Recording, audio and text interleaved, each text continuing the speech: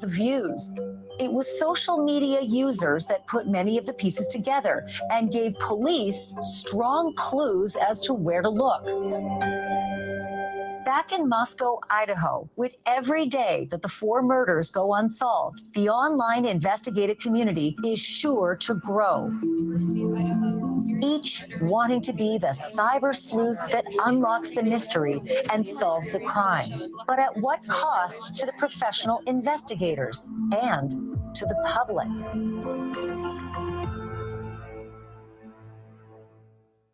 And Ashley Banfield joins me now. Ashley, you have been on this story since the very beginning. You've been doing it every single night on your show. We know with the Gabby Petito case, the online sleuths really had an impact, helped solve what happened. Do you think that could happen in this case?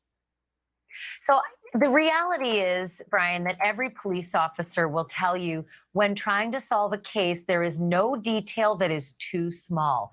And they ask the public to bring forth any details because sometimes that minute detail can be the linchpin that opens up an entire other set of facts. Well, I don't know how many total officers have eyes on this, but it's upwards of maybe somewhere below 100. And with the online community, they may be able to triangulate some details between photos that may go missed by the detectives on the case. So in one circumstance, it is highly effective to have that many more. Guys, I'm showing this right away because it's live. That's why I'm showing it. Eyes that could point out something that's critical to the case. But as we just heard, it can also be detrimental, Brian, to Jeremy Reagan and people like him who all of a sudden become targets for attacks. And those attacks can be relentless. I will also say this, Brian, it is not as though an online community hasn't had incredible success before. You mentioned Gabby Petito. There was also a serial killer in Canada that the online community found before the police found him, and the police ignored them. So there are some lessons to be learned from that, and there are some things the community can actually help with in terms of investigation. And you mentioned Jeremy. I saw him on your show the other night. He actually lives right down the way here. I can see his apartment from where I'm standing. You can't help but feel bad for that guy. I heard him on your show say that he actually went to the police station to give up his own DNA just because he wanted to clear his name. All right, Ashley, don't go anywhere because we are going to talk to you about this breaking news that we talked about at the top of the show, the new revelations that we have confirmed about the conditions of the bodies, what that might mean in terms of who was targeted. We're going to get to that coming up right after this break. We are live from Moscow, Idaho tonight. Still ahead, a confounding crime scene. How did a killer seemingly go in and out of the house without a trace? And reality is not always what you see on TV. We call it the CSI effect, that some people think, well, we should be able to do this. Our exclusive look inside the Idaho State Crime Lab.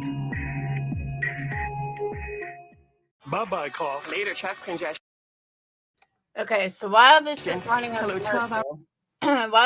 a commercial, let me say hi to everyone. What's up? What's up? What's up?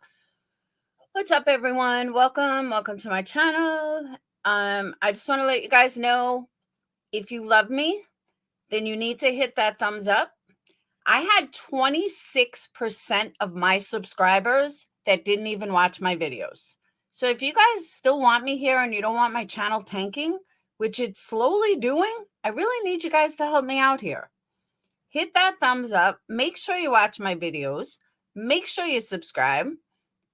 And just love me. That's it. That's all I ask. I don't know. I just know that I wanted to catch this. I thought it started like a half hour ago, but I'm not totally sure. But I wanted to see it. Thank you, Jackie. Thank you, MJ. Yeah, I'm down like 119 subscribers. I'm like, did I miss something? Did I do something so wrong that everyone's like unsubscribing? I'm like, damn, my channel's tanking.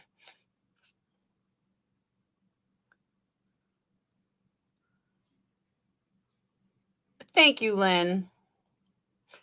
Well, 119 people didn't want to. 9 o'clock Eastern time, 8 o'clock Central. Thank you, Nana. Yeah, I was excited to see this. I was trying to time it with my live. So this way, you know, we could watch it. But I also caught the roommates talked. I don't know where they talked. I have a 2-minute video that I was going to play. So I also have a question. Janelle, are you still in here? Anybody from that I'm friends with on Facebook that is from another country or another time zone? There was a big debate on Zav's channel today that it went back and forth so much, I even got confused. Must have told some truth that I'm telling you, I don't know what I did. You would think I did something horrible and all these people like mass exodus. My video views are down, I think it was 49% from non-subscribers and 22 or 26% from subscribers. I was like, damn, even my subscribers don't like me anymore. Yeah, there was at the very end, at first I thought trolls were messing with her, and then I wasn't sure. I only caught like the last half hour. Thank you, Stephanie. It's going to always depend on the case. Still, I don't think I've ever had this much of a drop in a long time. So the debate on Zav's channel, which I thought she was right to begin with, is that Facebook, or Reddit or wherever, I don't even know where it was, that if you post about, if I was to post, then it would post, you would see my post on your time zone. And I don't think Facebook is like YouTube. All right, here we go. We're back.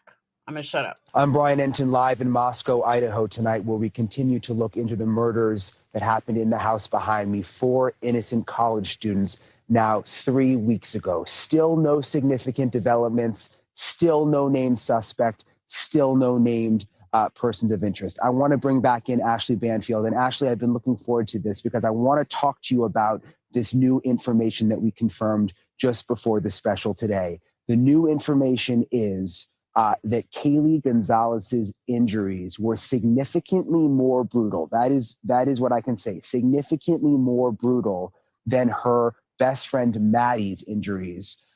What do you make of that new piece of information, Ashley? Well, it's astounding, for one, because this is the first time, Brian, that you've been able to get the kind of information that helps us to perhaps try to figure out why this happened. Not saying this is definitive, but it certainly is one additional clue as to whether perhaps Kaylee might have been the target. But you got more information that makes it almost more complicated, and that is where the girls were found. So walk us through what you discovered today, because many of us didn't know which room when Kaylee's father said they were found in the same room and in the same bed. Yeah, let me show you, Ashley. I want to take you up the hill here and get you oriented. This is the front of the house. There's now private security out front. Let me just say real quick, maybe it's just me, but do you know why I thought they were going to come out with something like this? Because Kaylee's parents are the only ones that are talking. So I had this feeling that maybe hers was a lot worse based on the fact that you're not hearing from the other parents. You're only hearing from her parents. So that's why I'm a little confused. No, they say Kaylee was the worst. Not Maddie. It said Kaylee is the worst, is what they just said. And Mike, because it's going and it's very, very slippery, but we're going to walk you up to the back of the house. No windows on the side of the house. You've got the front door obviously on the front, which we know has the coded lock. On the back of the house, though, is where the bedrooms are. Confirmed that Kaylee's injuries. Brian, I think we just lost your mic, and I'm not sure. There, no, you're back. You're back. Can you just repeat what you said in the last 10 seconds? Your mic went dead. Yeah, I'm sorry. I was explaining that we confirmed that Kaylee's injuries were more significantly brutal than Maddie's. We've also confirmed that they were on the third floor. I'm going to have Mo show you. Third floor here, where not easy access. You've got the balcony. There's a slider. You can't easily jump up there. So what this has us wondering, Ashley, and I want you to kind of walk through this with me. All right, guys, you may not have to believe me, but I would definitely believe News Nation, who's on the spot. They're saying that Kaylee's was a lot worse than Maddie's. You have to believe them. I know everyone's trying to say it was Maddie, but according to them, it wasn't Maddie. It was Kaylee's whose injuries were way worse. And they're confirming it twice.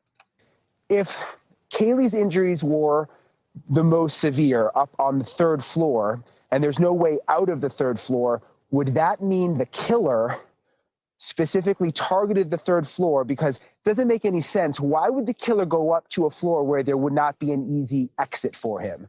What do you make of that, Ashley? Well, it's significant in that we still don't know where the killings began.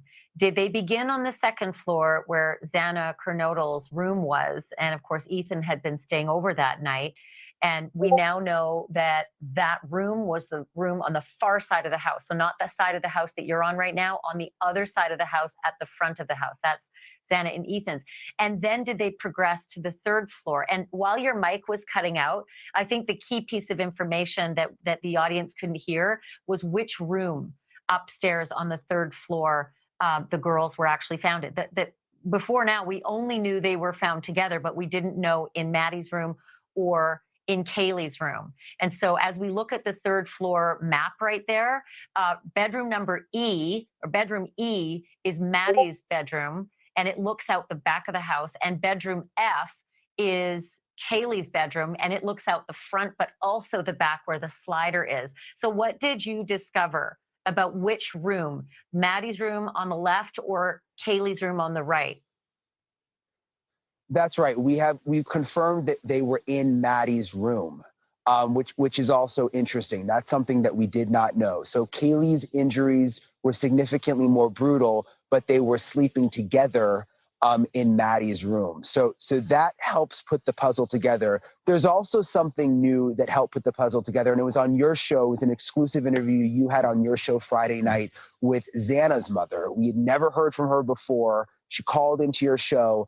I want to play what she said, and then we can talk about it on the other side, Ashley.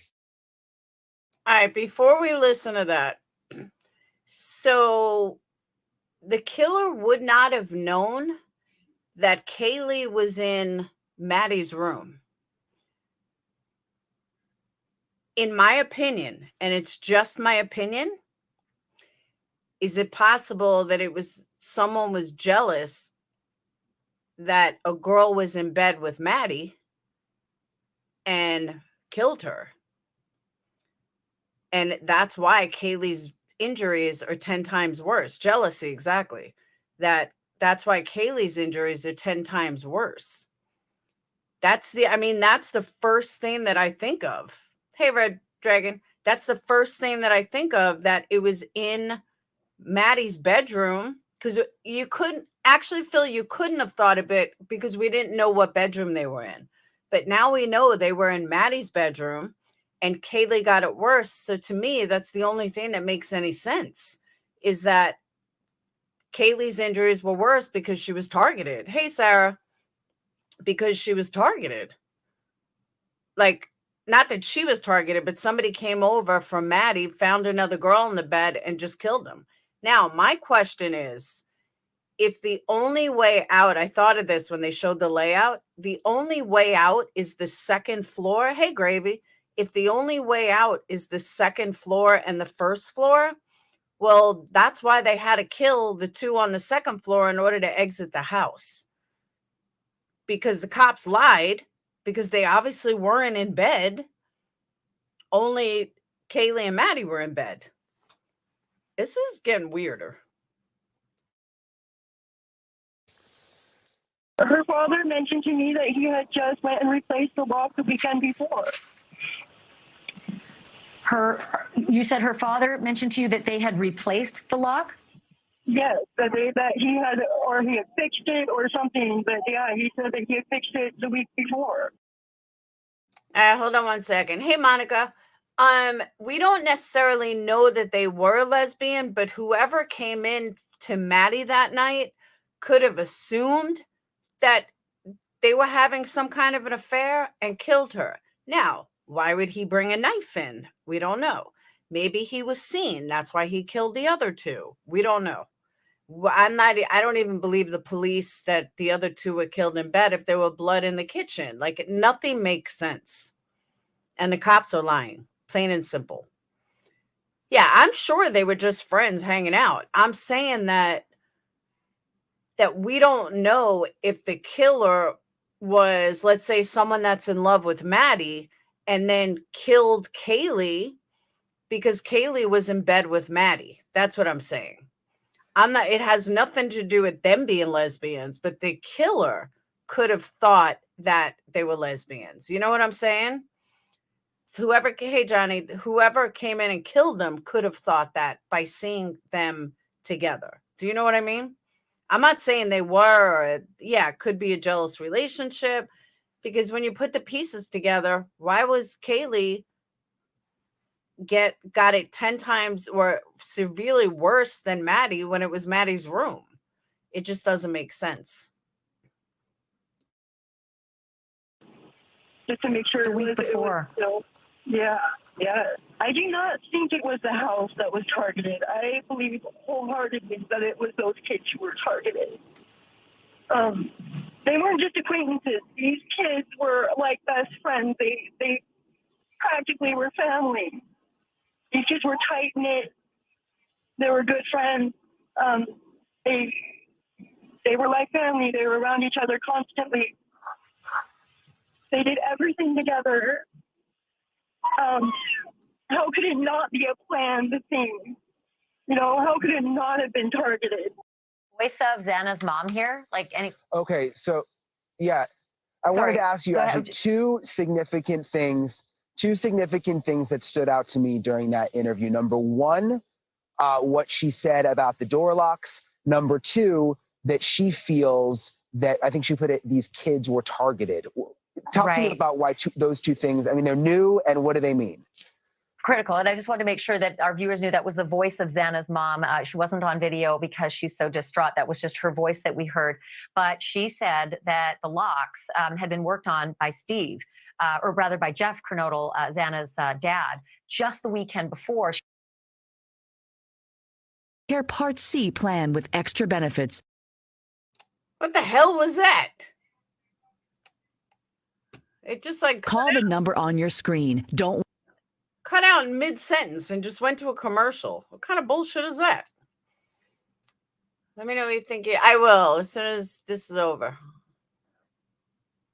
I feel that everyone needs see, Megan, I can't anymore because they lied. They lied about so many different aspects of this case to the public, and I can't believe them anymore. I really can't. I just don't. It's like they're trying to make the public not be afraid, so they're lying to the public, and I don't agree with that. That's messed up. You shouldn't be lying to the public, and they're blatantly lying.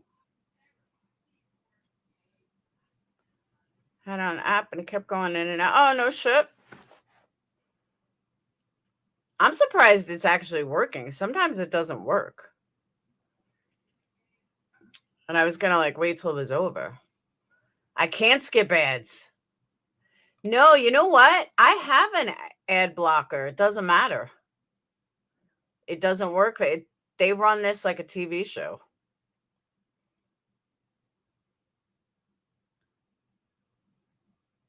Hey, Jamie.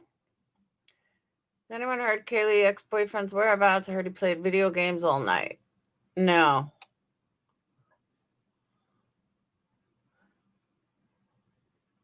Oh, see, I get a whatchamacallit. I'm doing free advertising.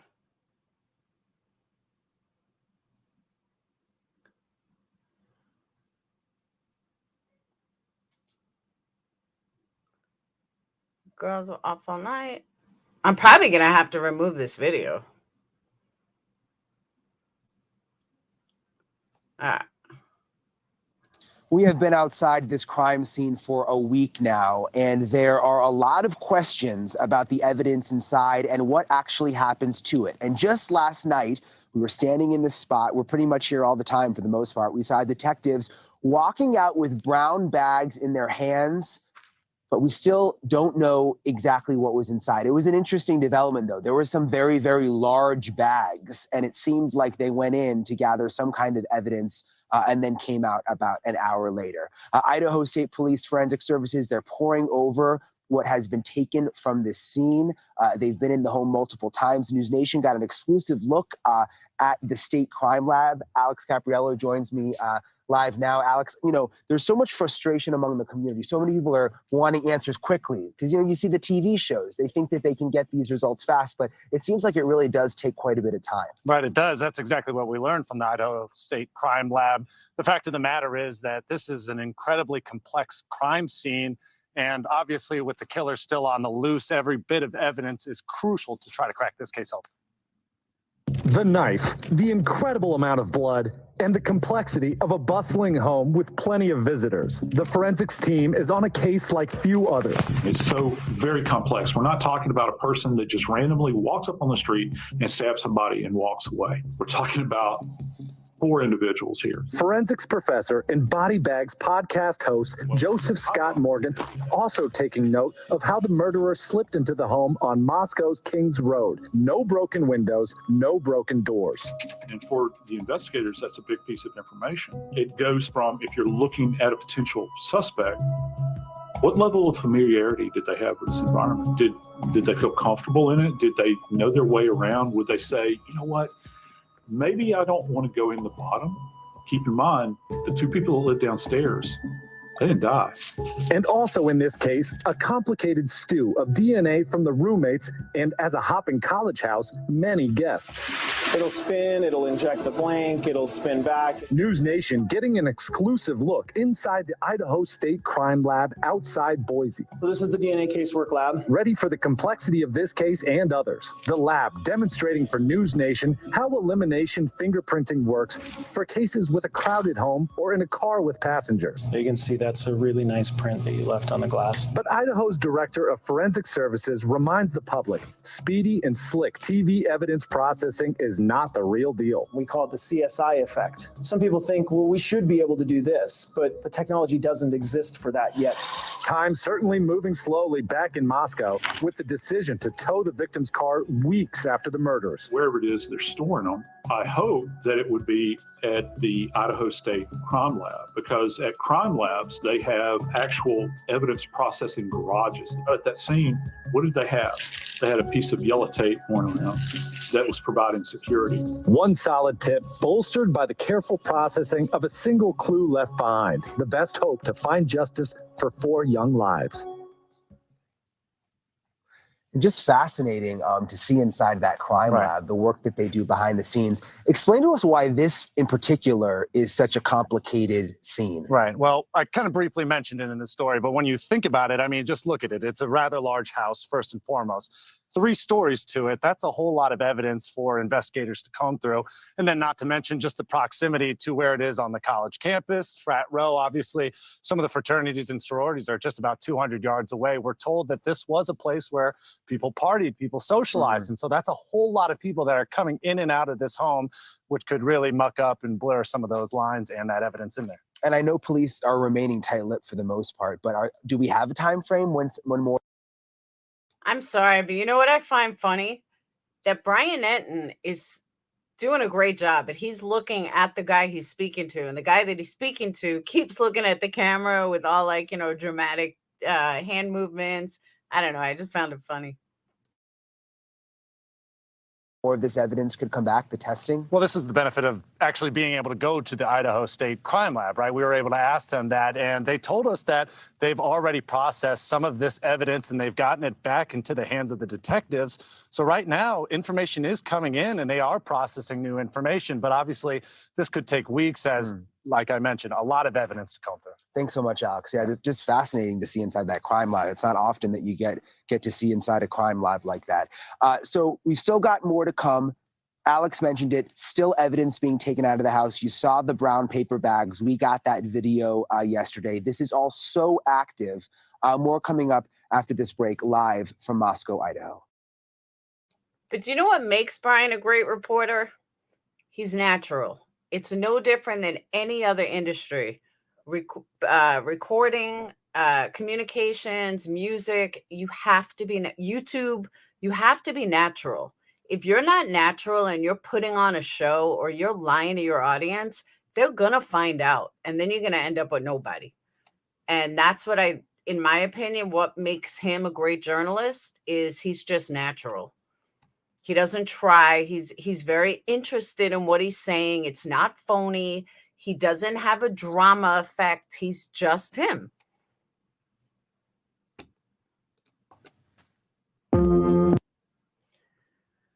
This one may have been more brutal because she woke up during the attack. How would you know she woke up during the attack? This is what I'm waiting for.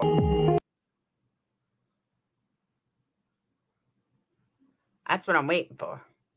When you try too hard, it comes off cheap and lame. I totally agree. Totally agree. D, what about JB? You can't forget about JB. Although I haven't watched him in a while. He's the same on any type platform. Exactly. I don't know why our attack was more. No. They didn't give details yet. They just said that they found out tonight that her attack was much worse than any of the others. And that, I believe, came from what's Kaylee's dad. I'm pretty sure that's where they got the information from, was Kaylee's father. And I don't even understand a lot of stuff Kaylee's dad is spurting out. Like, I own it because I paid for it. Like, I don't know. He just seems weird.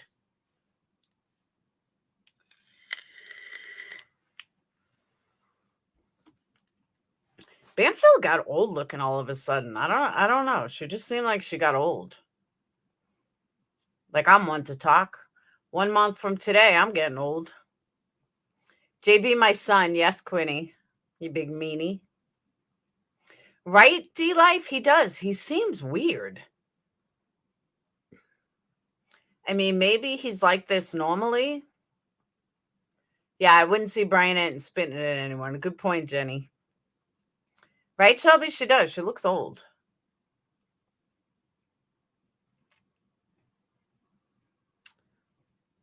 First interview I saw with him, I said, is he involved in drugs? Yeah, he just seems very weird. Like, I had no idea when I saw the interview when he said those weird things. I had no idea that he was their father. I thought he was like a frat guy. I was like, that's a little weird.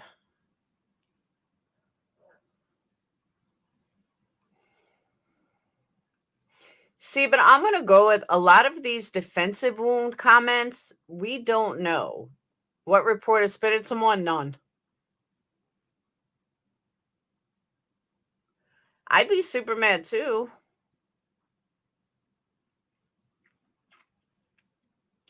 Kaylee kills his dad owed drug money. That's a theory.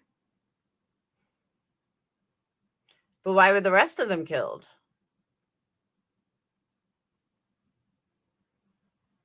I don't think he'll plan on killing 4 people. He probably checked Kaylee's room and she wasn't there. Found her in Maddie's room, and then Ethan and Xana came out.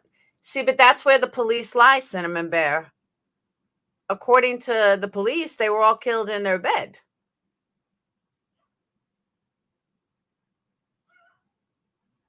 Yeah, we don't know, just guessing. Hey, Ann. Maybe Dad didn't think she was in danger if she went there the weekend before and fixed lock. No, it's a frat house. It's an off-campus housing.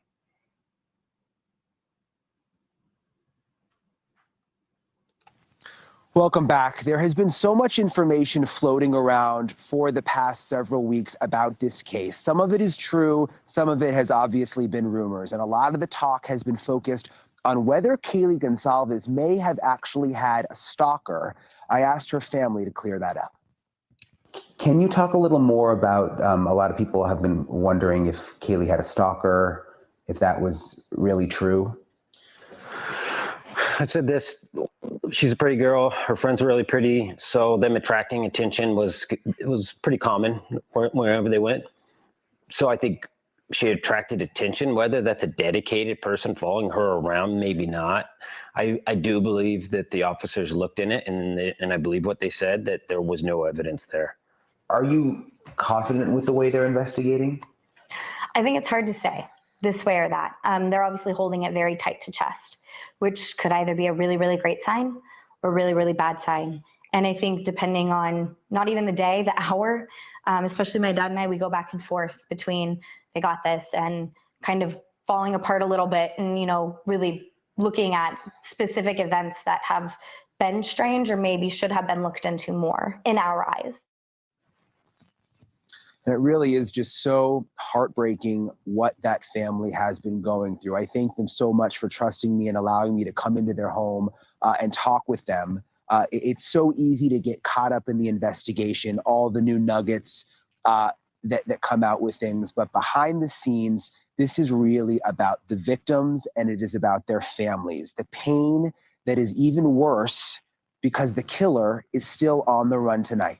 If you are watching this and you have any information about what happened here, think about those families tonight. You can stay anonymous. The number for the police is on your screen. Someone has got to come forward to ease their pain and to make this community finally feel safe again, because they don't feel safe. We are not going anywhere. We will be here covering this story. I'm Brian Enton. Thank you so much for watching this News Nation special report live from Moscow, Idaho.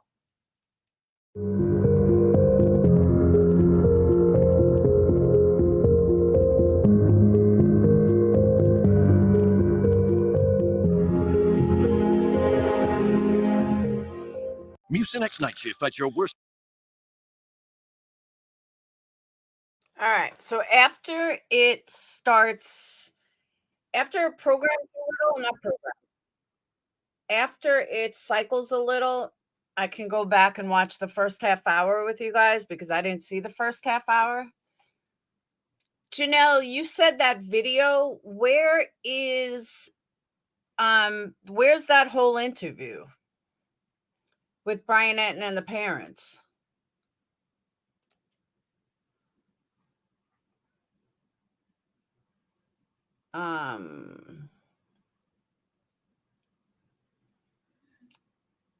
I agree, Nancy.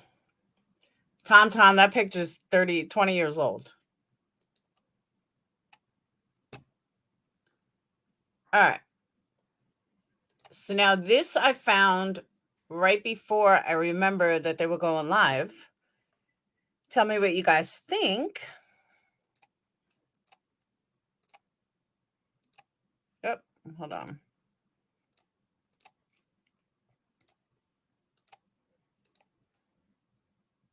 That's the only full interview I've ever seen. Where, though? Which one? I haven't seen a full interview. That's what I'm saying.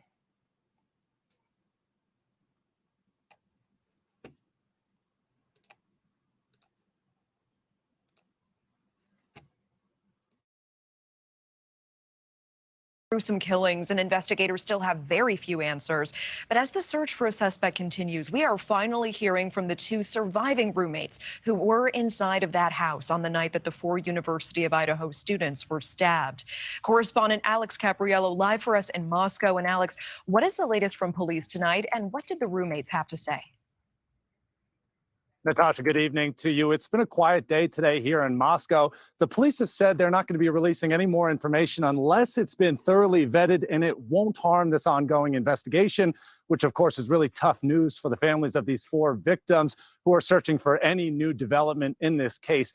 Meanwhile, for the very first time, we're hearing from the victims' surviving roommates who were there that night.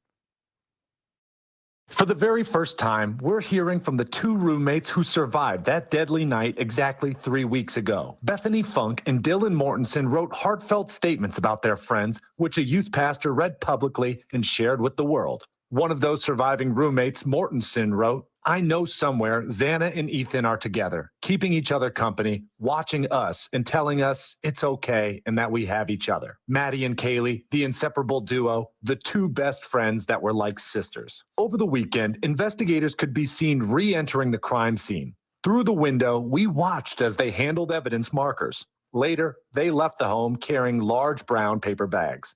And still, there are no suspects and no persons of interest.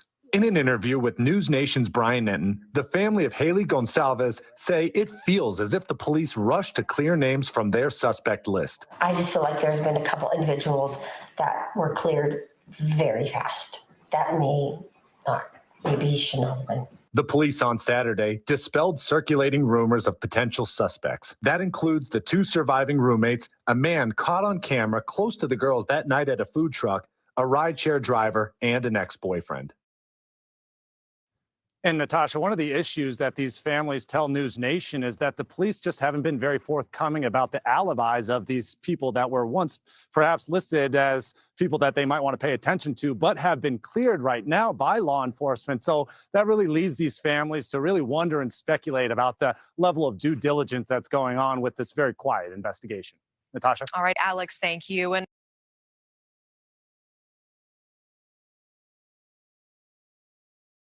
Okay, let me tell you what struck me as odd in this. Hold on. Well,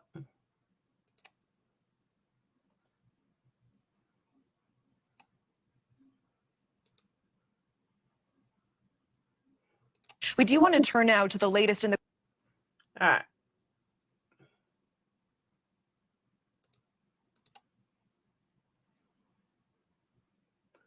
Here. All right.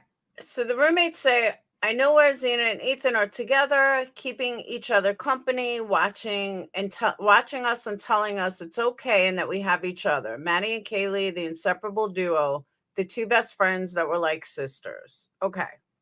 And that's from one of the roommates. Here's my problem with this.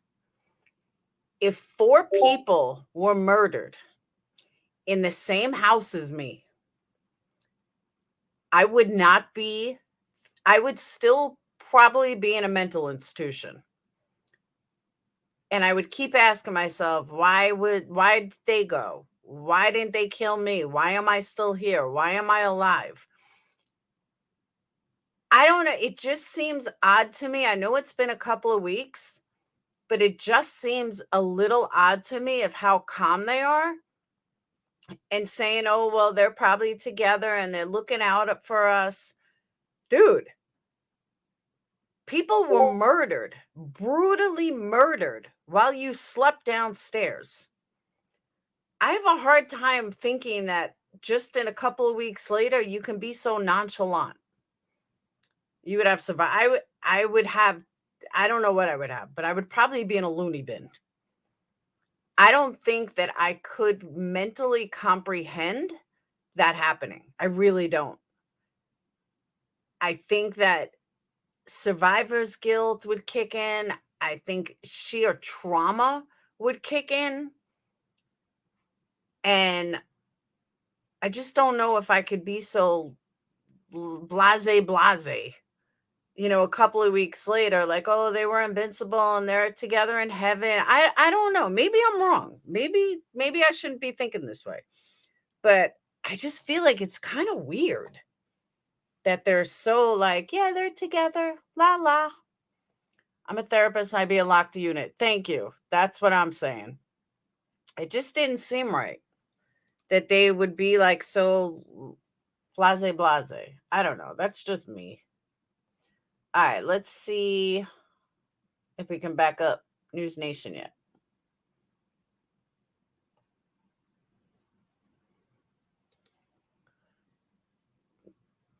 Yeah, but it's not even a grief schedule.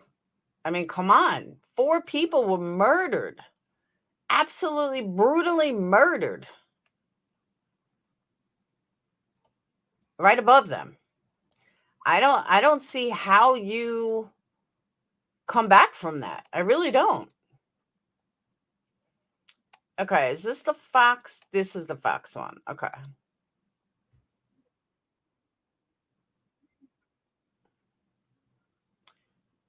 I think this is the Fox one. Let me know.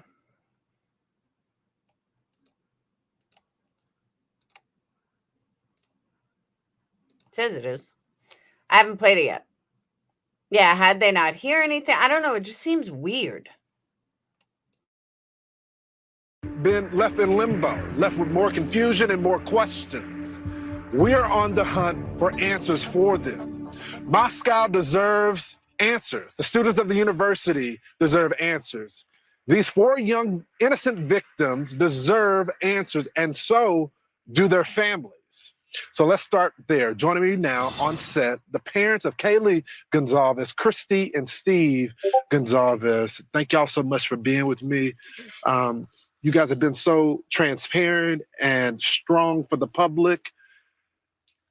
Christy, you called the person that did this the boogeyman. Yeah. What did you mean by that?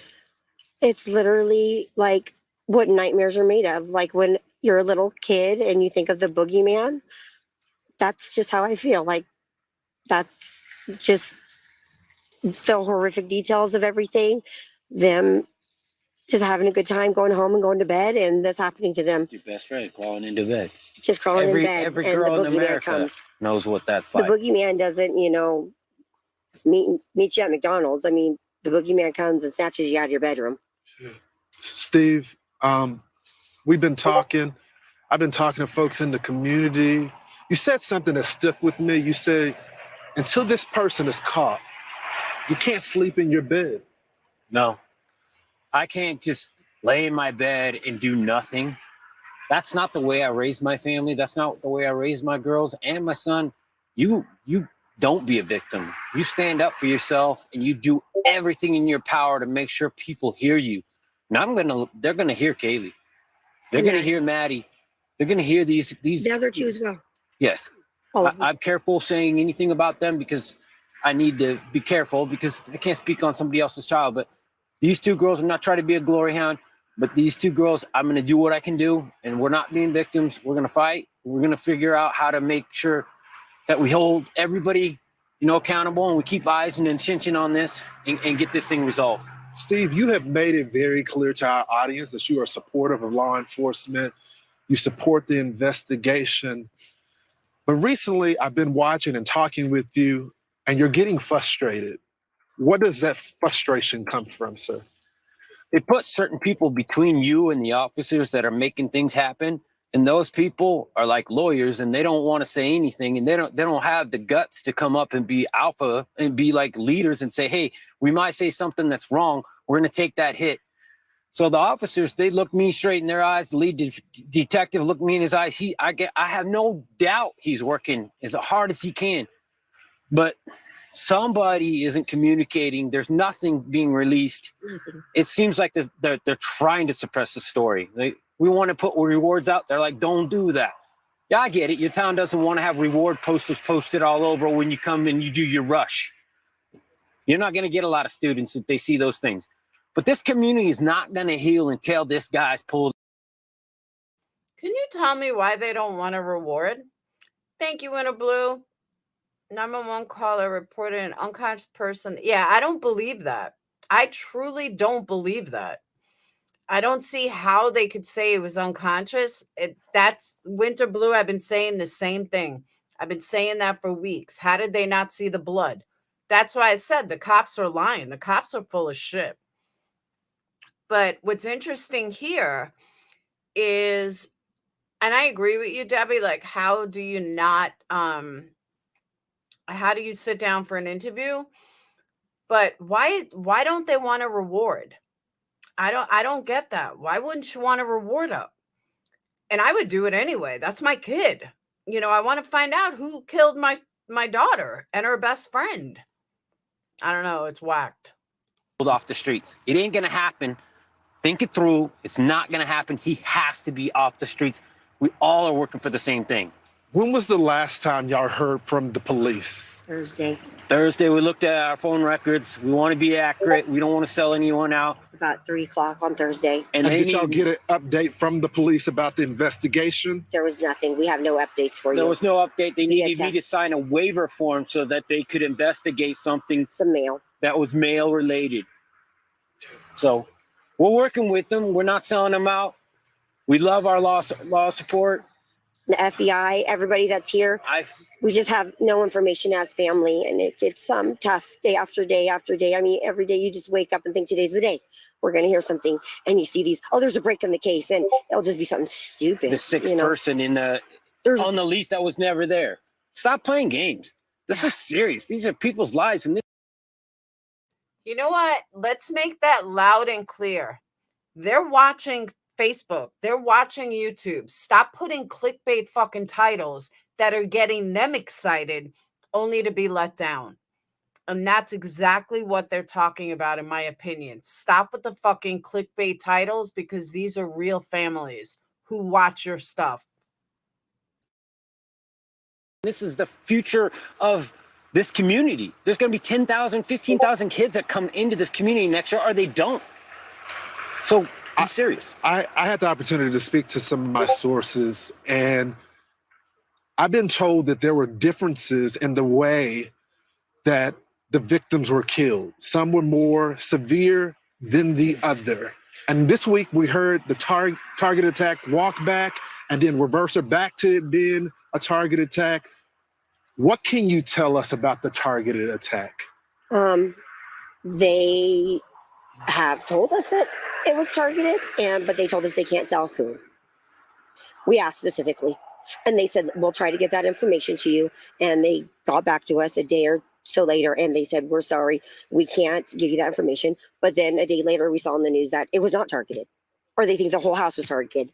But I'll cut to the chase. Yeah. Their means of death don't match. Maddie's, they don't, and Kaylee's cause of death, it does not match based on the autopsy report. They don't match. Would indicate that one of them. He doesn't have to go up the steps. Let's stop playing games, guys. I need somebody to step up and be an alpha. Be somebody to be a leader. Don't make me do it. I don't want to do it. He doesn't have to go up the steps. Their points of damage don't match. I'm just going to say it. It wasn't leaked to me. I earned that. I paid for that funeral. I paid for that. It's my right. You ain't taking that from me. Calm down. If you don't want to say nothing, that's your bet. But don't say I'm leaking anything. I paid that bill. Sent my daughter to college to get an education. She came back in the box, and I can speak on that. I was also told from sources that are closer to an investigation, because there was a lot of roommates in there. And this was... Okay, in all fairness, now that I hear the whole thing, it doesn't sound as weird as it did just hearing that little clip. So now it makes more sense. It was horrific for those roommates that were there as well. Absolutely. Yeah, absolutely. The preservation of this crime scene. Witnesses tell me that it may have well been preserved because the phone was passed around between one of the fraternity members and the girls. One of them unfortunately witnessed the death, the body there. Can you confirm that? We cannot actually. We know nothing about that whole phone call. We've asked, and it's, I mean, I know that a lot of people want to know, but that's just not our agenda. We just are like, somebody called 911, somebody was reported unconscious. We don't really know. I mean, we've heard so many different things, and nothing has been clarified or been told to us at all. And I mean, I don't know if I personally have asked anything about that. I don't know if you have asked that, but we know that this is getting 3 weeks in, and it's starting to get, we don't want it to go cold. We're reaching out. I've reached out to friends down in California today that have connections that we're hoping to raise some money to get a reward, to get a private investigator. Third party. Why go the private route? Do y'all worry that at the end of this week that this case may be 100%. Cold? We're scared. When you tell me you don't want a photo up there with the reward offering information, that kind of sounds like you're trying to like suppress the story. I mean, why do you not need help? But hey, I could be wrong. And you officers, I apologize if I'm wrong. Yeah. I want absolutely. to, please forgive me. Please forgive me. But if you don't have the information, people do know. If they don't, then, you Give know, us the something. community, this is a community that is IT based. These guys live a digital footprint like we've never. All of us older people, we don't know how much that digital footprint could be helpful. So that's what we ask for. I hope like a DNA, a family lineage, if they could come out here and just start taking, this town is not that big. We could figure out this, and it might not be him. It might be a family member. We have family all going to the school together. You know, there's cousins, there's aunts, there's uncles. We could find this guy Those, just with volunteers. lineage companies were, Put Idaho on the map. Christy, Steve, we're going to stay on this case. Thank you. We're not going anywhere. Thank you. You guys have been candid with us. We'll keep asking questions. Any resource that we have available, our audience is praying for you guys. Thank you. Thank y'all. It was big for you guys to come back to Moscow tonight. I know it took a lot of courage to do it, and I'm hoping we can get some answers for you. Thanks so much for joining me tonight. Thank you. Here now, one of the most respected forensic experts, pathologists in the world, Dr. Michael Biden. Doc, you just heard this interview with the family. One of there are. Let me just say, I've been following Michael Biden for years. Hey, Kathy, for years already. When he dies, it is going to be the biggest heartbreak to the true crime community. When I say true crime community, I don't mean on YouTube. I mean in the world. He is such a incredible whatchamacallit, forensic pathologist that it is going to be such a blow when he goes, and he's getting really old, and it really is. It's going to be sad. Biden. Starters may have been the target there. What can you tell us, sir? Well, two things. First, I think the dad said something that's very accurate that hasn't been said before, that when somebody is stabbed in their sleep, they don't lose consciousness right away. They lose consciousness when there's enough bleeding internally or externally to impair blood flow and oxygen going to the brain. That may take many minutes. So Kaylee and the others were not just stabbed in their sleep and didn't fight back. They fought back, and this, for at least a couple of minutes, and they could have very well called out and yelled out to wake up the other people, if possible. And that if there is a close struggle, first of all, it indicates in a stabbing that this is a person, I'd say a guy, a man who's very strong and not afraid of a struggle, not afraid that somebody's going to pull the knife from him or has a gun under her pillow that can shoot him. So it tells a lot about the struggle and whether or not Kaylee or the other people could have put their hands on his face, got touched DNA on their fingers, or hair, grabbed the perpetrator's hair, which has DNA in it. So there are a lot of things that would happen in a few minute struggle for each of those decedents after they woke up and came in contact with the perpetrator. Family members that Christy and Steve, they're still the result that get their own. That's his sound, not mine. If you had the opportunity to view those documents, what else would you be able to infer from your reading of the report, sir? Also, a point that the dad mentioned is the number of injuries each of the four people incurred. That if this is a rage reaction against a person there, that person would have a lot more injuries because the perpetrator would keep stabbing or punching or even after the person is lost consciousness and dead. and wouldn't do that with the other people who, once they lose consciousness or is dead, they stop. So if the autopsy report can be released, there would be forensic pathologists around who could give interpretation to that, or which one, and I do think it's a targeted a murder of one person because the individual knew the place. He had been in that apartment before, and if we don't know yet if he wore gloves or not. There would be bloody glove prints or fingerprints somewhere in that. That's what I've been saying. This has to be more than one person to carry out 4 murders, or a very skilled serial killer who knew how to injure to silence one person is to not to wake up the others in that moment. I totally agree, Winter Blue, and thank you so much. If anybody else wants to join Winter Blue, super chats are much appreciated. So thank you. Can I get a rent, please? Never had one. You're not a member at Patreon. Bowden, either way, but I don't know. He's kind of talking like he knows something.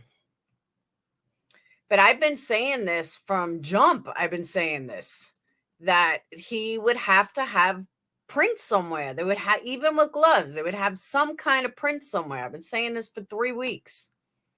House from the perpetrator. If it's bloody, they know right away that that's from the perpetrator. If it's not bloody, they have to look at all the hundreds of fingerprints that might be in that house, because fingerprints don't go away. They have to be washed away on the wall or whatever. And then it may or may not be present in a database, but a bloody fingerprint would be invaluable, or handprint.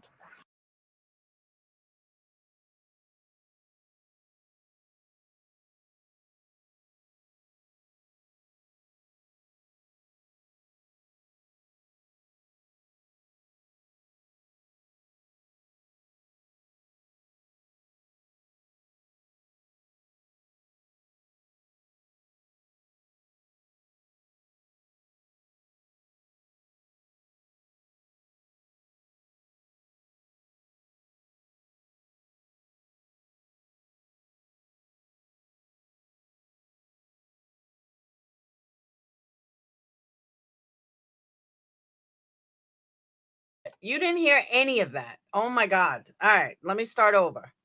I just been ranting for the last 5 minutes. All right, so Winter Blue, the one thing that I understand and agree with you, that there had to be more than one person. But in order for there to be one person, it was only one knife, according to the cops. So either the cops lied and they're completely full of shit from jump, or there really was somebody holding down somebody while they did all the stabbings. But how all these people could kill and not tell anybody doesn't make any sense. I mean, nobody heard doesn't make sense either. What's the target symbol the kill was watching that? Yeah, I don't get this whole targeted thing. Hey, Marty, I really don't get this whole targeting thing, because you could say that about any murder, that anybody was targeted. You know what I mean? That anyone could be targeted. So I agree with that. It just, I don't know. Something's not right. Anybody? Yeah, but they're saying that the autopsy will reveal that. I do not believe, and this is just my opinion, I do not believe that the police have enough information. I think because it's a school campus, kids are applying right now, and I know this for a fact. Kids are applying right now. They don't want to kill the town. They don't want to kill the money that comes in from the town. They don't want to kill people applying or pulling their applications. Does Idaho have good sports? I don't know if they do, but do they have good sports? It could be a sports thing.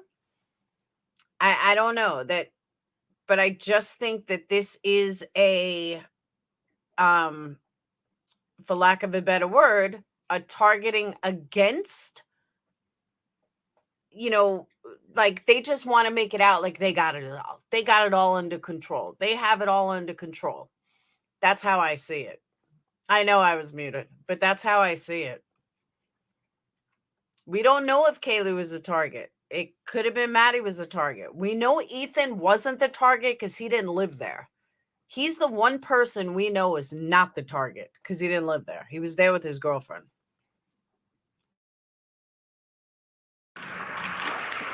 Doc, you're one of the best in the business, if not the best in the world.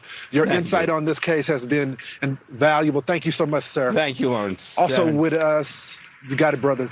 Thank you so much. So while talking to students here on the university. Do you think he meant to call an 88-year-old man brother? You got a brother? I don't know. I find that funny. The guy's 88 years old. Of Idaho's campus, I came across a young man who was good friends with Ethan Chapin, and he told me what it's been like to face this tragic loss. Watch. I knew Ethan and Xana. What do you remember about them? They were really good people. I always loved seeing them whenever they were around campus. Ethan was a good friend of mine, so it's pretty sad. But I came back because I still want to keep pursuing my dreams, but you know, it's definitely a lot hard for people to come back, especially after that. Yeah. Do you think it's brought the community, this university, closer together, or has it fractured the campus? I mean, I would definitely say it fractured it, as you know, not a lot of people are here. Yeah. But in a way, it's brought us together, especially just the Moscow community and Idaho in general. How do you feel about them not catching the person that did this? Is that completely shocking to you right now? Or? I mean, given the little amount of evidence that they have and have found, it's not too surprising that they haven't found the suspect, but it's still just disheartening. Let me say this too. I think all of these parents, Amy D, don't go anywhere. I think all of these parents should be shot for allowing their children to go back to this campus. Do you not love your kids? Why would you allow your kid to go back to this campus? That is disgusting. All these parents should be shot. I mean, do you not love your kid? How could you possibly let your kid go back to this campus? I don't care if they're in their senior year. You transfer schools. They're insane. Amy D, tell your daughter I got your gift. It is absolutely beautiful. I wish I was a pot smoker though, but it's still absolutely beautiful. And next time I go on camera, I'll show everyone. My kid would definitely not be there. That's what I'm saying. I would never, ever. They don't know it was a targeted attack. I have dealt with 19-year-olds. I have two 17-year-olds that are about to go to college. And I'll tell you one place they're not going is University of Idaho.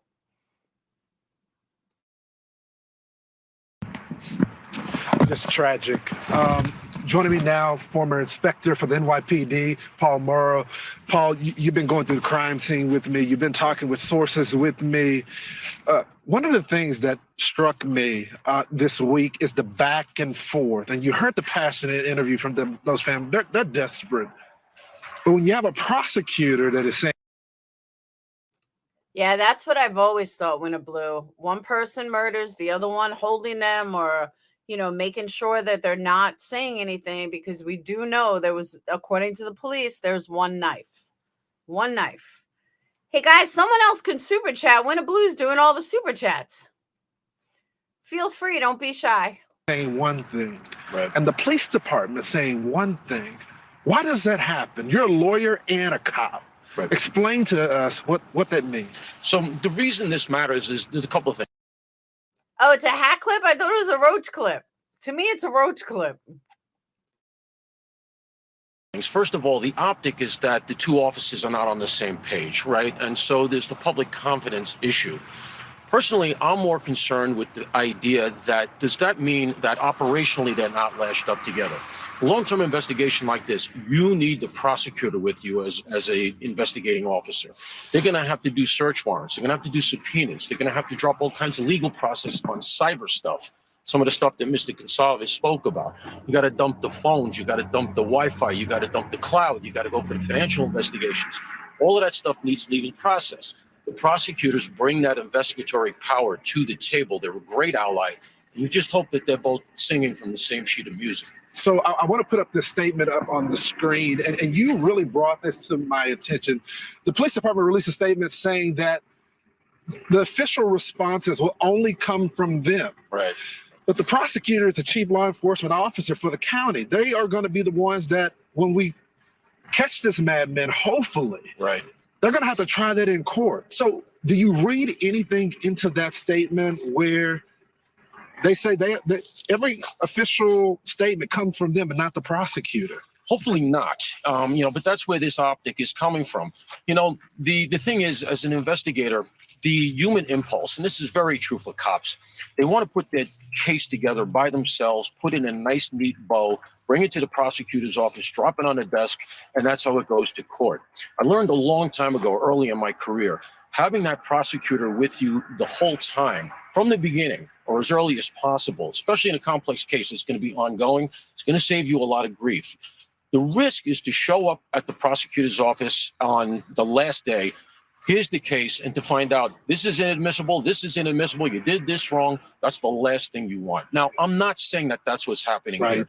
You and I have made great pains to say that some of the PR struggles in this case don't necessarily equate to operational struggles. And that could be the case here as well. You just hope that they're really operating, again, off of the same sheet of music. They're all pulling together on the same investigation. Real quickly, Paul, because we got to go, but the parents, you heard them, they said they may go the private route now. Yeah. Is that typical in a case of this magnitude?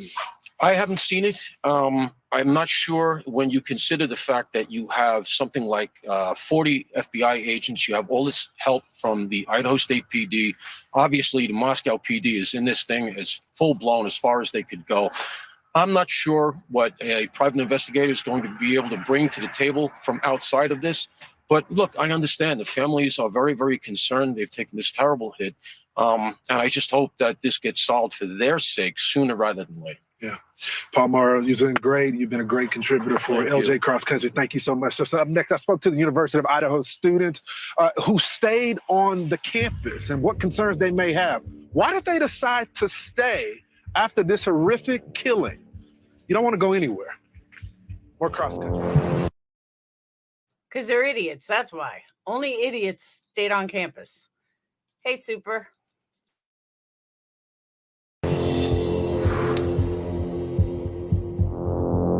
Welcome back to Cross Country. So the community of Moscow is still grieving after the 4 college students were murdered. So I went to the college campus and I wanted to talk to those students and figure out why they decided to come back. Their concerns for safety. Did they want to just finish their classes? Were their parents concerned? This is what they had to tell me. Watch. You're close by where the house was. Yes. And you're with your partner. You got a text from the university? Yes, we got a vandal alert saying that there had been a homicide, and originally they didn't state how many victims. And then we got another alert, I want to say it was about an hour later, saying that it was a quadruple homicide, but that the threat was cleared. And so we were all really freaked out after that. What made you decide to come back? Because, I mean, the police are doing their jobs and there's a lot more security, so I feel a lot more safer around. After that murder, we are really scared to go outside of the university. Inside the university, we don't feel any kind of threats or something like that because we have people moving here and there. We just want justice and to make sure everybody can feel safe. I feel for their families, and I really hope that they can catch this guy. Yeah. Hope they get answers. How do you feel about them not even having a suspect or a person of interest? Makes me very nervous. Yeah. Very nervous. I'm just hoping that they have someone in mind. Hopefully the guy can get caught. Yeah. Or whoever did it. Do you have any hope that he will get caught? Yeah, I do. I have hope. I mean, the police are doing their job, and that's what you can ask them. I mean, things like this take a long time. So obviously those kids are very. I just want to know, is there crack in their water or something? Like, exactly, Sammy. These kids are not safe. I think there's crack in their water. Resilient, and they're just trying to finish up the rest of this semester. Joining me right now, Julia Parker. She's a member of the Moscow City Council. You just heard from those students. They told me there's a big presence on the campus. You guys haven't had a murder in this town since 2015. That's right. What's been the mood in this community? People didn't lock their doors before, but now they're calling the local locksmith. It's not even enough manpower to go put locks on these doors. Yeah, I've heard that story as well, that the locksmiths are a little overwhelmed. I think that it's been such a safe community, and we don't worry a lot about our safety. And, you know, sometimes maybe we should be more careful because you never know. And it's good to just protect yourself, at least to some degree. But it has been nice to live in a community where you don't worry every day about your safety. I just had the parents of Kaylee Gonzalez, godparents of Maddie. They're concerned about the pace of the investigation and getting answers. As someone that has oversight of this police department, what can you tell us about the men and women that are trying to solve this case? Do you have full confidence that they're going to be able to get the job done? I do. We may be a small town, but I have faith in our police force, and they're well trained and they're very professional. I know that people feel like we're kind of in the middle of nowhere out here, but we do have a really good community. We have a really strong professional presence in terms of the city. And I think that our Moscow police force will do really well. And I also think that the help from the Idaho State Police and the FBI are invaluable. Does anyone else think that this could possibly be a Ted Bundy wannabe or a Ted Bundy dupe or something like that? Does anyone else think like that? I mean, LA thought they were safe too, and Richard Ramirez kind of changed that around. New York City thought they were safe, and Sam Berkowitz turned that around. I mean, it's stupid. All right, Marty, woohoo! And we're also really grateful that the governor has allocated $1 million to this investigation so that we can do as much as we can. When you hear people say that they believe that this may be potentially a cold case, when you hear the back and forth of statements between the prosecutor's office and the police, how do you ensure confidence to the residents here and the students that, you know, roaming the campus, may want to go out and still have a drink with their friends? Sure. Well, like I said, I do have faith in our police force and our prosecuting attorney. We don't do this here. Yeah. You know, of course we're going to misspeak. You know, I'm not on Fox News every week. I'm not a big city council person. And so I understand that people are a little frustrated with some of the stumbles in terms of what people have said, but I just ask us all to give each other some grace. These are your neighbors. These are your kids' coaches. You know, we are a tight-knit community, and we just all need a little grace right now. Ma'am, thank you so much. You've been so gracious with your time. Thank and you. we appreciate you coming on Fox News tonight. Thank you. Thank you. So still ahead, we dig into the protocols of a homicide investigation. What steps are still being taken and what needs to happen going forward? We discuss that more on Cross Country. Don't go anywhere. This guy's like so serious. We discussed this more in Cross Country coming up. No, I didn't know there were killings there in 2015. Need somebody to step up and be an alpha, be somebody to be a leader. Don't make me do it. I don't want to do it. That right there is the only clip that I heard.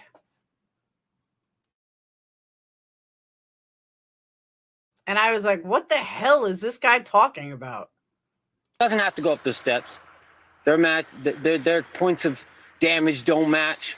I'm just gonna say it. Wasn't leaked to me. I earned that. I paid for that funeral. I paid for that. It's my right. You ain't taking that from me.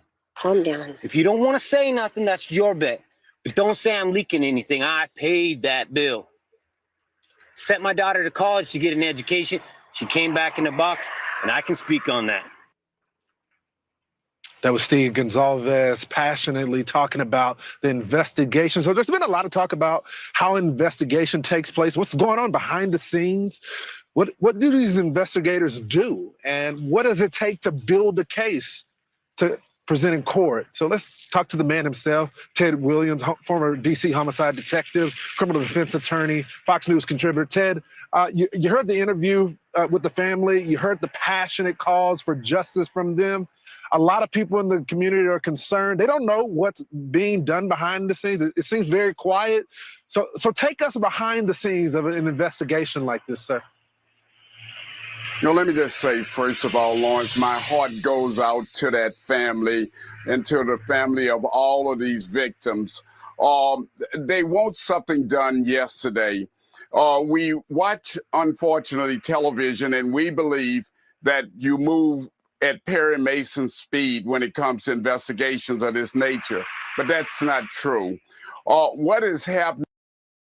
All right, let me just throw out there. I totally get that investigations take time. I do. But then don't, and this reminds me of Making a Murderer, then don't turn around and say how sloppy the killer was, how much evidence was left behind, because it's all bullshit.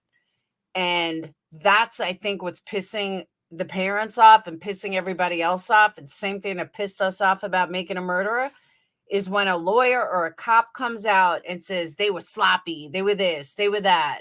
And meanwhile, 3 weeks later, you got fucking shit. So how sloppy were they? They weren't sloppy at all. They're outsmarting you so far for 3 weeks. And everything in the lab is top notch. Like they want answers immediately. And everything is on highest priority. So don't sit there and say how sloppy the killer was when 3 weeks later you ain't got jack shit. And I'm pretty sure that's how the family's feeling. Is initially when you have a homicide scene like this, you have to preserve that crime scene. And at that stage, you have crime scene search officers to come in and get as much evidence as they can or to send to a lab for processing. Once that information comes back from the lab, then the investigators can work from there. But also, in an investigation of this nature, you're looking at all of the tips. Now, what you have out there, and you know, Lawrence, I've been out there on the ground in Idaho, and I can tell you, you've got about a 30-person police department out there. And they haven't had a homicide since about 7 years ago. And so as a result of that, they're not well trained in dealing with this. So this is the reason the Idaho State Police and the FBI are involved. I think the only thing we can say to the parents is you're just unfortunately gonna have to be patient. So Ted, what type of information are we going to get from that crime lab? I had the opportunity to knock on the door of someone that wanted to clear his name. He ran to the police department to present his DNA because he wanted it to be cleared. What's going on behind the scenes with the DNA evidence?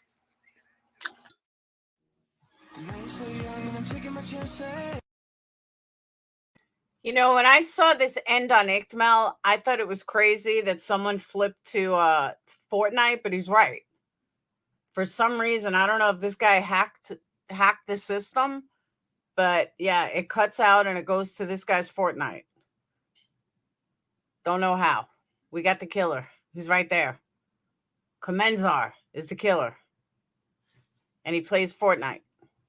No, I don't know. It's weird. That happened on ICMLs, and I thought I was losing it. I was like, we were all like, why did this just flip to Fortnite?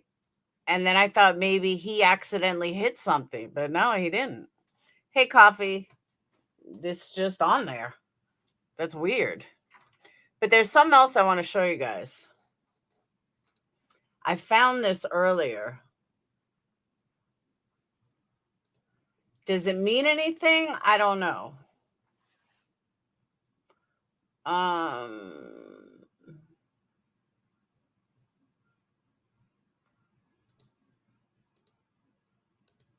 Okay.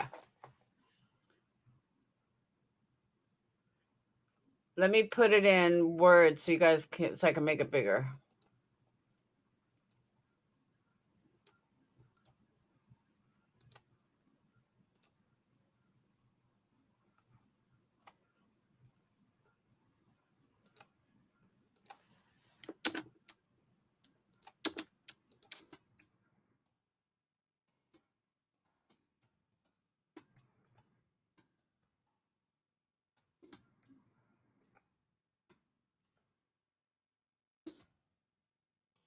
But I'm erasing the Athena stuff.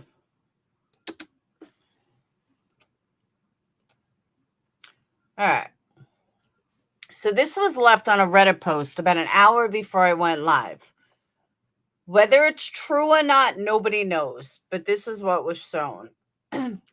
Says, don't know if I should post this, but I'm originally from Moscow and most of my family still lives there. Yesterday, someone I know that still lives there called me and told me that they had just spoken with the police.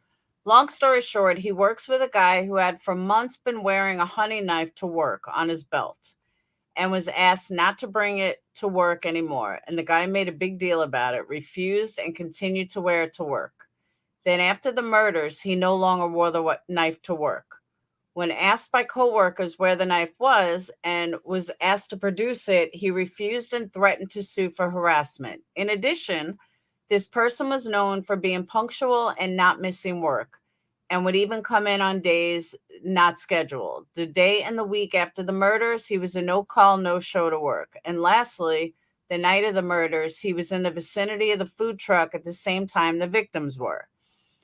The person I know said that the person in question has given off weird vibes the entire time they've worked together. Supposedly, no one on the crew likes working with him because of his weird behavior. Maybe it's a lot of coincidences, and because of that, I'm not going to publicly name him, but the police seemed very interested in this info. Hopefully, it'll lead somewhere. That's all there was, though.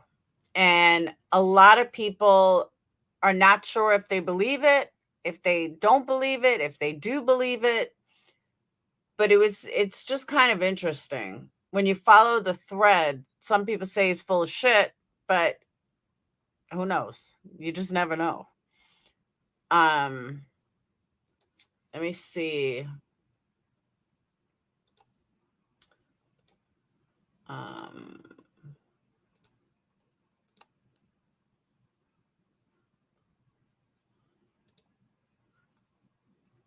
All right.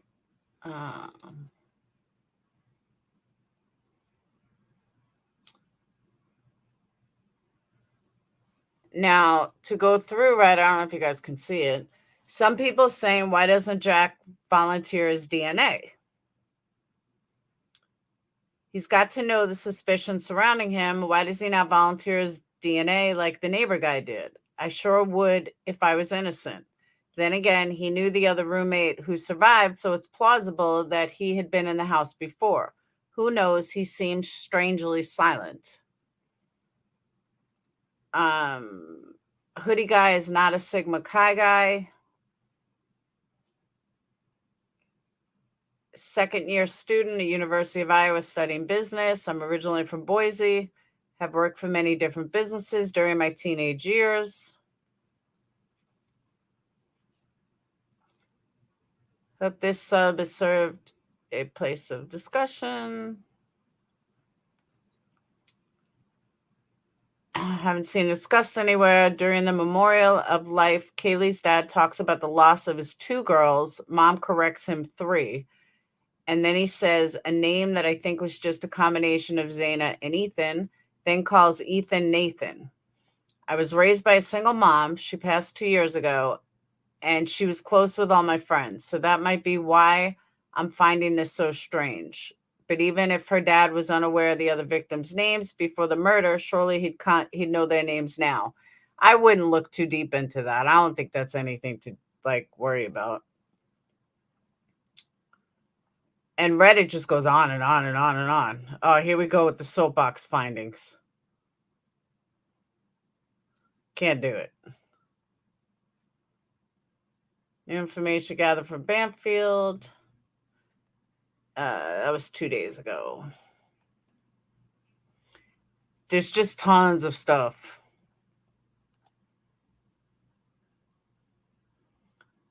Who's Liz and Molly?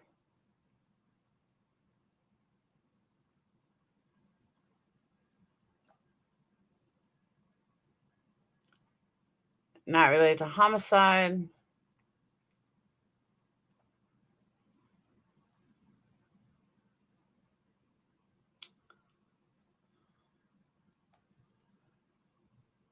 Kay's dad did say Nathan, but I think it was misspoken. Yeah, see, that's what I'm saying. I wouldn't look too much into that. He's a guy. I'm trying to find the other stuff I found. Oh.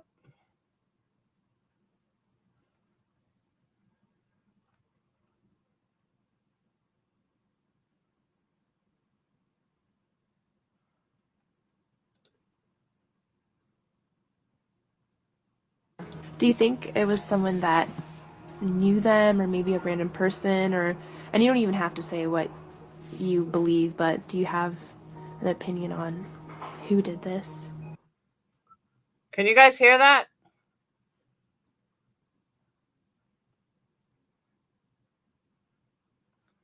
All right, let me stop that.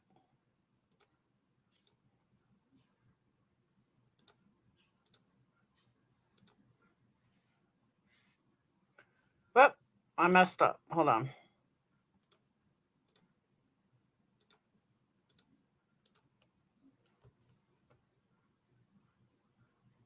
Have you guys heard this before from a Lindsay McGill? Talking to, I haven't seen this before, so this is like brand new to me. Knew them, or maybe a random person, and you don't even have to say what you believe, but do you have an opinion on who did this? I mean, based on pure speculation, I think it was probably a college-aged male. Probably knew them because they knew enough to get in and out of the house undetected, so I'm assuming they had been there. No, it's not. It's a Lindsay McNeil. Oh, no, you're right. Oh, is it her? No, it's Lindsay McGill. Look, Lindsay McGill, 2 days ago. It's her. That's not Olivia, unless Olivia has a fake name. That's not Olivia. It's Lindsay McGill.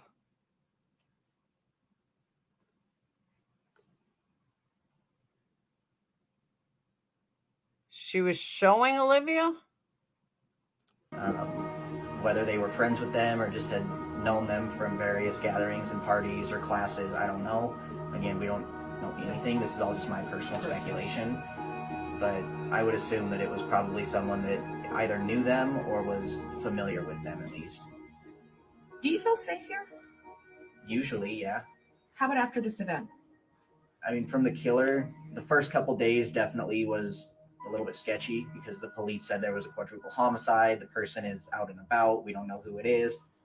So, I mean, for those first couple days, it was definitely like, oh, wow, better watch your back. But then after that, nothing else had really happened. So it's like, all right, it's still a threat, but it's not like an active, like I'm constantly like looking over my shoulder type of thing. Yeah. And then now at this point, like I said, it's mostly just me worried for the sleuths that may or may not want to try and come for me based on nothing. Yeah, yeah. And I think it, we have people that we work with, so we'll make sure that they, know of this as well, so they. Oh my God, Betty, you don't work with anybody. Just stop the bullshit. My God. Can start advocating for you and leaving you alone, because to be honest with you, you were just trying to help. You're just here. Moving forward, are you planning on staying in the immediate area moving forward? I mean, until I graduate, yeah. And then after that, it just depends on where I get a job. Oh, and you said something that that sparked something in my brain. You said that they had to have probably, and I agree with what you said, your speculation. It's just your conjecture and your opinion. But I also mimic some of your opinion on that. But wouldn't the person, the assailant here, also have to know the community's comings and goings as well? Because this is pretty close proximity. Is the music that loud on the original video? Because that's horrible. No, actually, Red won't go. That is Olivia drowning out Betty's voice. That's what that is. To that house, they wouldn't. I mean, if somebody was committing something like that, you would think that they would have to know that this place quiets down at XYZ time, and usually people are in bed. I mean, I'm sure they did know. Yeah. It wouldn't be hard to just sit out and watch for a couple of days, but it was also pitch black. The light that's up on the front of this building, it didn't used to work up until shortly after this happened. Then they went and fixed it. So this area was just totally pitch black, other than maybe the porch lights. So it really didn't matter. They could have just, came and gone, even if they weren't familiar with this area. That's interesting. How long has that light been out? I'm pretty sure since I've moved here in 2020. It might have worked for a short while when I first moved here, but it's been out for a really long time. Gotcha. But giving the opinion that this is, really bad, which it is, but that this person's a serial killer. Do you feel that law enforcement is being as transparent with you guys at the school as possible?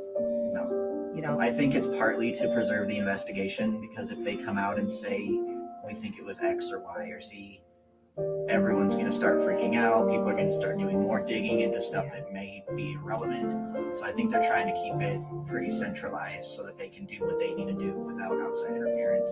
But when they say targeted and personal, you believe that when they say that, as opposed to, say, a serial killer that they're keeping under wraps. You don't think they would be deceptive? I mean, I don't see them being deceptive about that. I mean, considering 2 of the roommates were unharmed, I do think it was a targeted thing. If it was a serial killer, all of them would have been done. Yeah, I agree. Do you think it was someone that knew them? Notice the music stops when Olivia talks. Yes, I did see that, Pippi. That I did see. I hate TikTok. I swear to you, I hate it. All right. All I want to, before I get off, I really want to see if I can catch that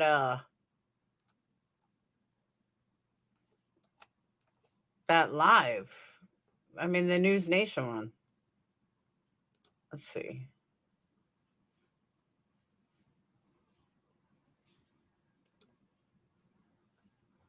Yeah, maybe someone uploaded already. Hold on. News Nation special report.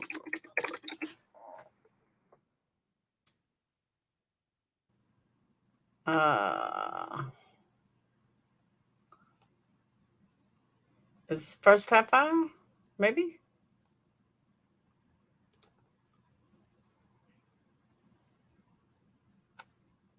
Oh, what kind of crap is that? Oh, YouTube TV.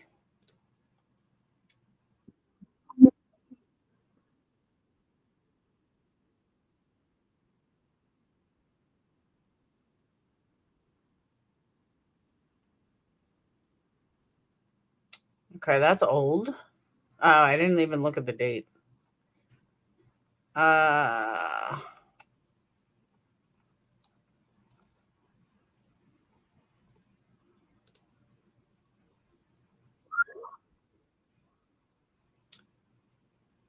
They only have clips on. Let's see.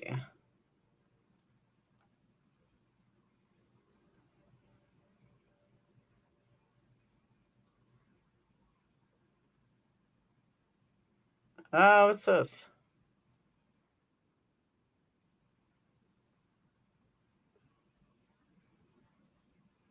We had to watch this.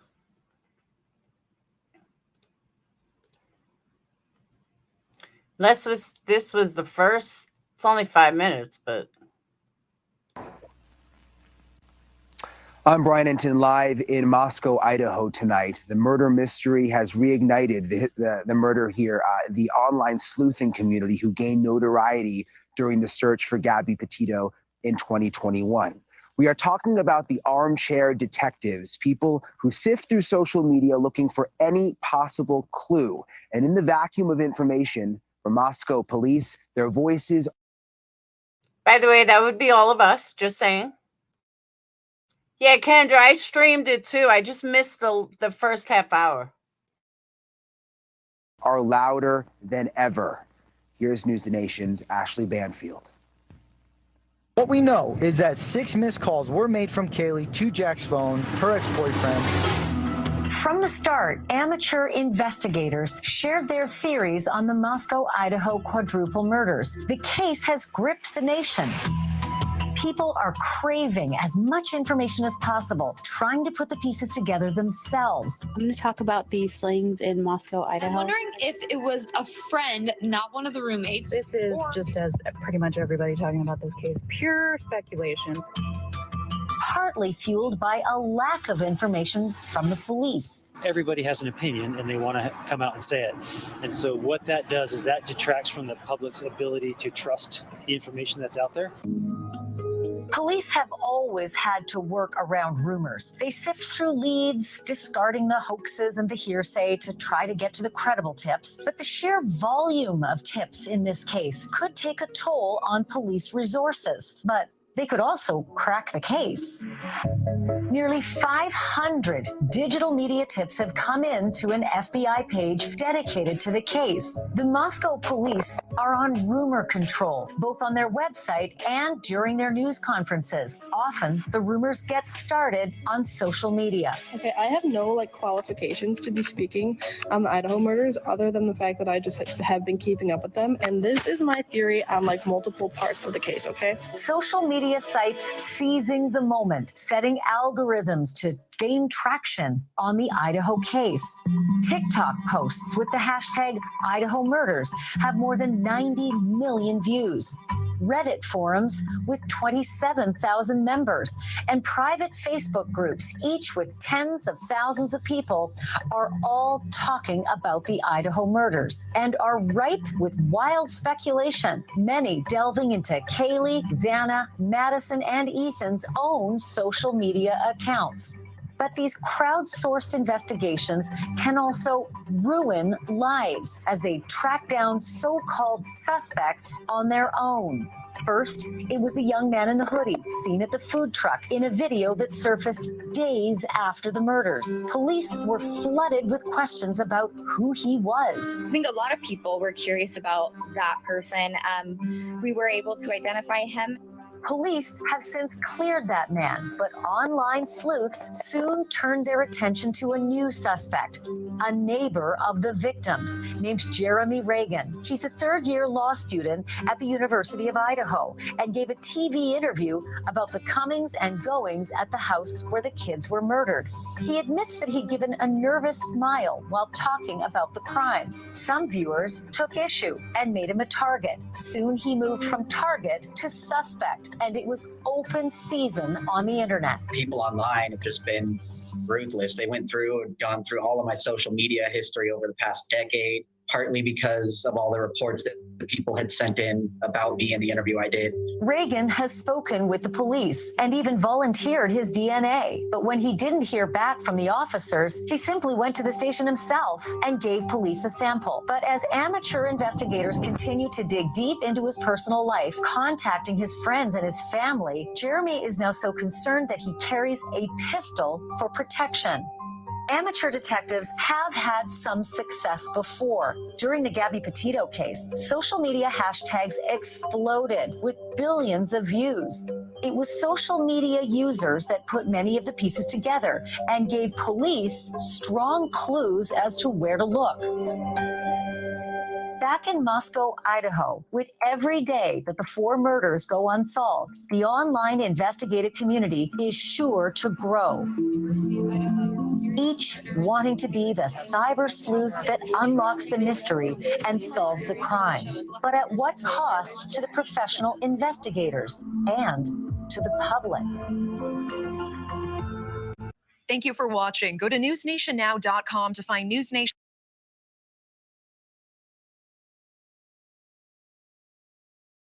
All right, I'm going to head over to Tyler's and stream it from him. The first 30 minutes, because I really want to see the first 30.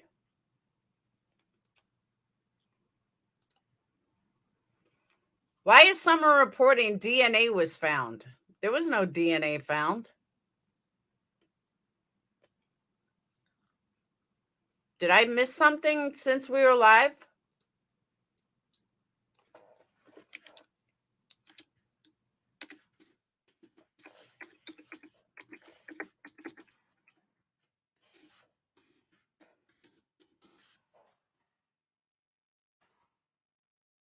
Yeah, I didn't think so.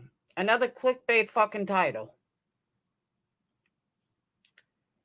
BHB did a video about it. Well, that's interesting considering I just saw it on Queen Bee's page.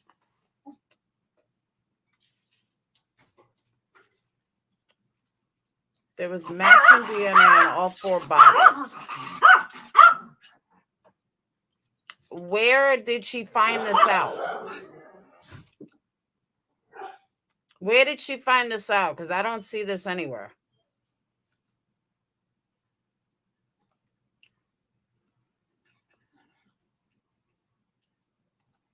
I mean, I've looked and I haven't seen anything about that.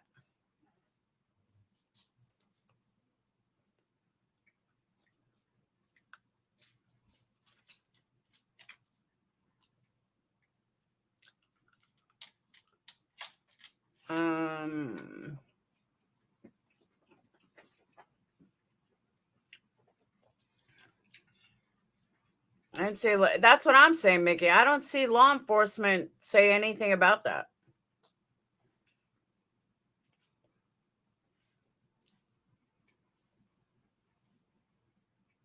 It was the ex-detective. How would the ex-detective know?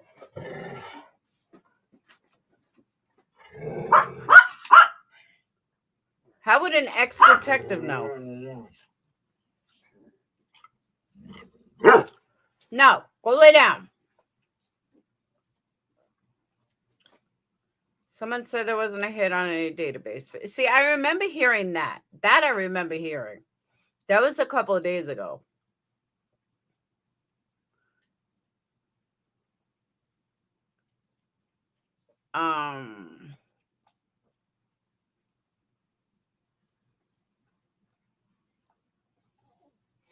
Yeah, if it doesn't hit on anyone, then what good is it? All right, let me go to Tyler's. Because I really do want to see the first half hour. Your dogs may have my pity going crazy. Ex-detective sounds like the next YouTube channel. Exactly, Crystal. Yeah, but Jamie, where are they getting the information about that? That's what I'm saying.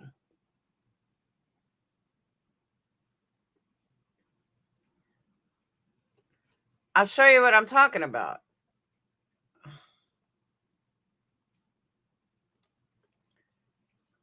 New updates and DNA found in Idaho murders. Idaho 4 murder DNA found. I'm like, where is she getting that information from? Even Gray has new info. What new info am I missing? It was on Nancy Grace's show, they said it. The ex-LA homicide detective that does streams with his wife out of an RV. Oh, I got you, Kendra.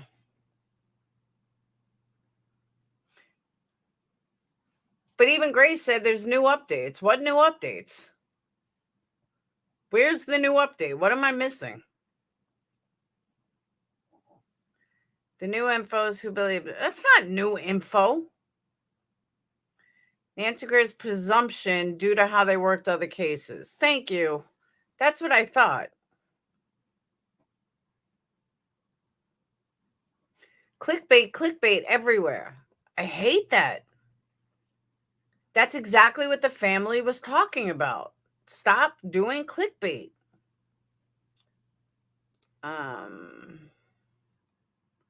Tyler. All right. Alive.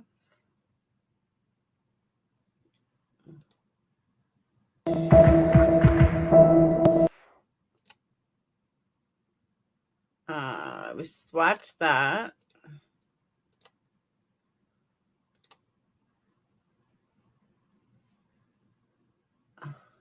Did I watch that? All right.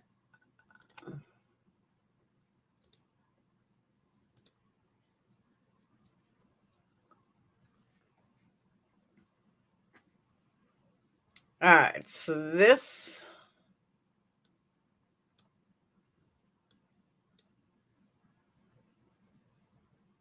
Kaylee was a web sleuth. That I've heard.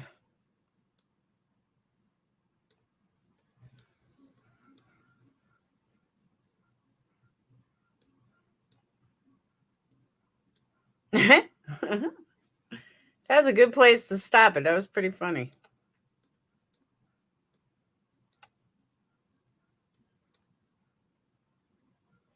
All right.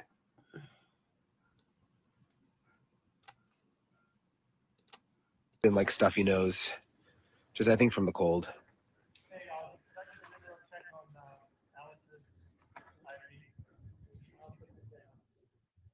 I'm just reading your comments. So we've been working really, really hard on the special.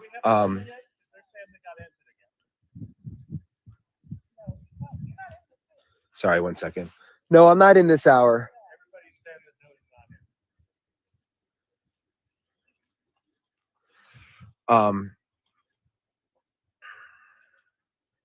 Sorry about that. I got distracted. So the special at 9 o'clock Eastern, a lot of work we've been doing on it all week, like a really in-depth timeline, pretty much everything we've learned since we've been here. They just said they checked. They say you're in. All right, you guys, apparently I'm in News Nation right now and I didn't. Button and you just click that and you can send super stickers and super chats that way. So hey Lanny, thank you for that super sticker. You too. And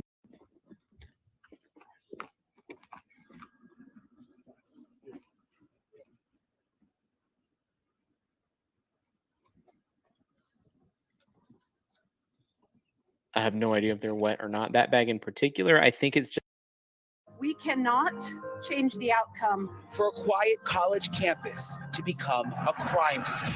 This could be anybody. It could be anybody. What do you say to the students who are scared? I tell them I'm scared too. And for a killer to seemingly vanish in the middle of the night. There is a threat out there still. It's all hands on deck for investigators, racing to retrace steps, comb through evidence, and stop this case from going cold. They could break open any time. Because it only takes one clue, one slip up, one tip. Somebody somewhere has information about this case. To end the nightmare. We owe this to these young kids.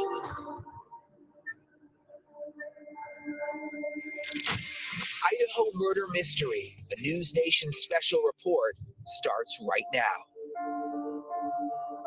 Thank you guys for watching this with me. I'm really glad you're here. Good evening. I'm Brian Enton, live in Moscow, Idaho, for this News Nation special report. 3 weeks ago, the unthinkable happened in this house behind me. 4 university students brutally murdered here. Their killer not only is still on the run, but still all of this remains a mystery 3 weeks later. And we have breaking news tonight. New details that we have just confirmed. News Nation is learning that Kaylee Gonsalves's injuries were significantly more brutal than her best friend Maddie's injuries. We knew it. Which may end up being a very, very important piece of evidence when it comes to determining who the target was in this attack. I have learned Kaylee and Maddie were in an upstairs room in the house So the killer had to go specifically upstairs to get to them. And again, that new information just confirmed that Kaylee's injuries were, quote, significantly more brutal. I told you. That is new information that we are going to analyze coming up over the next hour. All of this really is a nightmare for this town, a nightmare that they just cannot wake up from. Over the next hour, we are going to be diving into all of the details of this case, learning more about the victims and their families, trying to make sense of this unimaginable. Phil, Miki is my member and my friend. Be nice. Unimaginable loss here in Idaho. We're gonna go take you around the crime scene, show you what it looks like, as well as an exclusive look at the Idaho State Crime Lab. And we're going to remain focused throughout all of this on the victims and their family. To try and understand how we got to this point, first, we go back to the beginning. Thank you, Jen, for that. As I knew it. Moscow, Idaho, a beautiful, quiet college town near the border with Washington State, blanketed in snow this time of year, and home to the University of Idaho, with 11,000 students who have almost never had a reason not to feel safe. The worst crimes we see in town involve things like bike theft or cars getting keyed or something like that. We're a nice little artsy town that provides a great quality of life to a lot of people. But what happened in the early morning hours of November 13th has shaken this community like never before. I'm scared too. This is a worrying time, but we also have the ability to understand that this is just another example that crime happens and it can happen anywhere. Fear, college community still in shock following the brutal stabbings of 4 of their students. So many asking, how did this happen? We start on the evening of Saturday, November 12th. Kaylee Gonsalves and Madison Mogan, where many college students spend their Saturday nights. At this local bar, the Corner Club on North Main Street in downtown Moscow. According to local law enforcement, the two were at the bar between 10 p.m. and 1:30 a.m. on November 13th. At around 1:40 a.m., Kaylee and Madison moved over to a local food truck. You can see them here on surveillance video from the grub truck down the street on South Main Street. News Nation has confirmed the 2 women used a private party for a ride home from downtown to their home on King Road. The home is about a mile and a half, or about a 6-minute drive from the food truck. They got home around 1:56 a.m., according to digital evidence collected by investigators. Investigators also say Kaylee and Madison made several calls to an ex-boyfriend of one of the girls 7 times, raising some eyebrows. That person has now been cleared, according to law enforcement. Kaylee Gonsalves' sister spoke with News Nation's Chris Cuomo. There's no boy problem. There's no threat. There's no high-risk lifestyle that could have indicated this. It has taken all of us completely by shock, and we have absolutely no ideas. Thank you, Mickey. Another roommate, Xana Kernodle, and her boyfriend, Ethan Chapin, were also out the night of November 12th. Investigators confirmed Ethan and Xana were seen at the Sigma Chi fraternity house on the University of Idaho campus. Here's where things get a little shaky. Law enforcement confirms with News Nation, Ethan and Xana were seen at the fraternity house around 9 p.m. They reportedly made it back home around 1:45 a.m. Investigators are still trying to piece together what happened between 9 p.m. and 1:45 a.m. Figure out who they were with, what was going on, maybe any routes or paths that they took to end up going home, those types of things. Potentially, that is critical to the investigation. As for the 2 surviving roommates, they were also out on the night of November 12th in the Moscow community. They returned home by 1 a.m. The 2 surviving roommates did not wake up until later in the morning on November 13th. That is when they called other friends to the house because they believed one of the second-floor victims had passed out and was not waking up. At 11:58 a.m. on November 13th, a 911 call requested aid for an unconscious person. The call was made from one of the surviving roommates' cell phones inside the residence. Multiple people talked with the 911 dispatcher before Moscow police arrived at the home. Officers discovered Kaylee, Madison, Xana and Ethan dead inside the residence on the second and third floors of the home, suffering from stab wounds. It was a pretty large knife, so it's really hard to call them puncture wounds. And they were definitely stabbings. And I mean, it has to be somebody that's pretty angry in order to stab 4 people to death. So many questions unanswered. Authorities remaining tight-lipped, saying there are many details still simply don't know. Do you know inside the house whether the victims' doors were locked into their individual rooms? I don't know that. Do you know were any messages left behind in the house, like almost symbols from the killer? Because sometimes in other cases, you know, if it was like a fetish killing, they would leave something on the body or write something on the wall. Is there anything like that? I'm not aware of anything like that. While authorities remain tight-lipped, we are learning other details from the families of the victims. Yeah, I started when I went live. It was already 8:30, so I missed the first half hour. So that's why we're rewatching it. I'm glad Tyler has it. On campus Wednesday night, Kaylee's father gave insight into how close his daughter and Madison were discovered, saying the two were found together in the same bed. Earlier this week, there was confusion when law enforcement said there was a miscommunication between police and the county prosecutor about whether this was a targeted attack or not. My understanding is the investigators believe that whoever's responsible was specifically looking at this particular residence. That's all that they can offer at this point. The latest from police is they do think the murders were targeted, but police say they have not concluded if the target was the house or one of the occupants. Investigators have also confirmed a 6th person on the lease was not in the home at the time of the murders.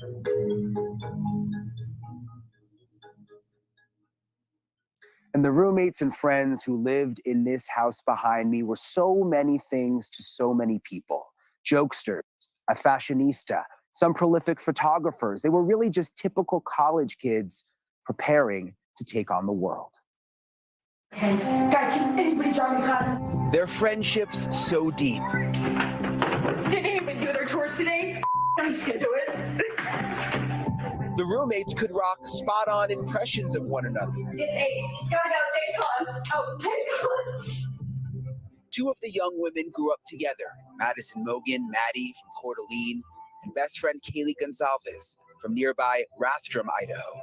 Roommate Xana Kernodle went to high school close by in Post Falls, and her boyfriend Ethan Chapin from out of state, Mount Vernon, Washington, all coming together at the University of Idaho, the tiny college town of Moscow. Community is reacting with grief, concern. These were 4 very popular people on campus.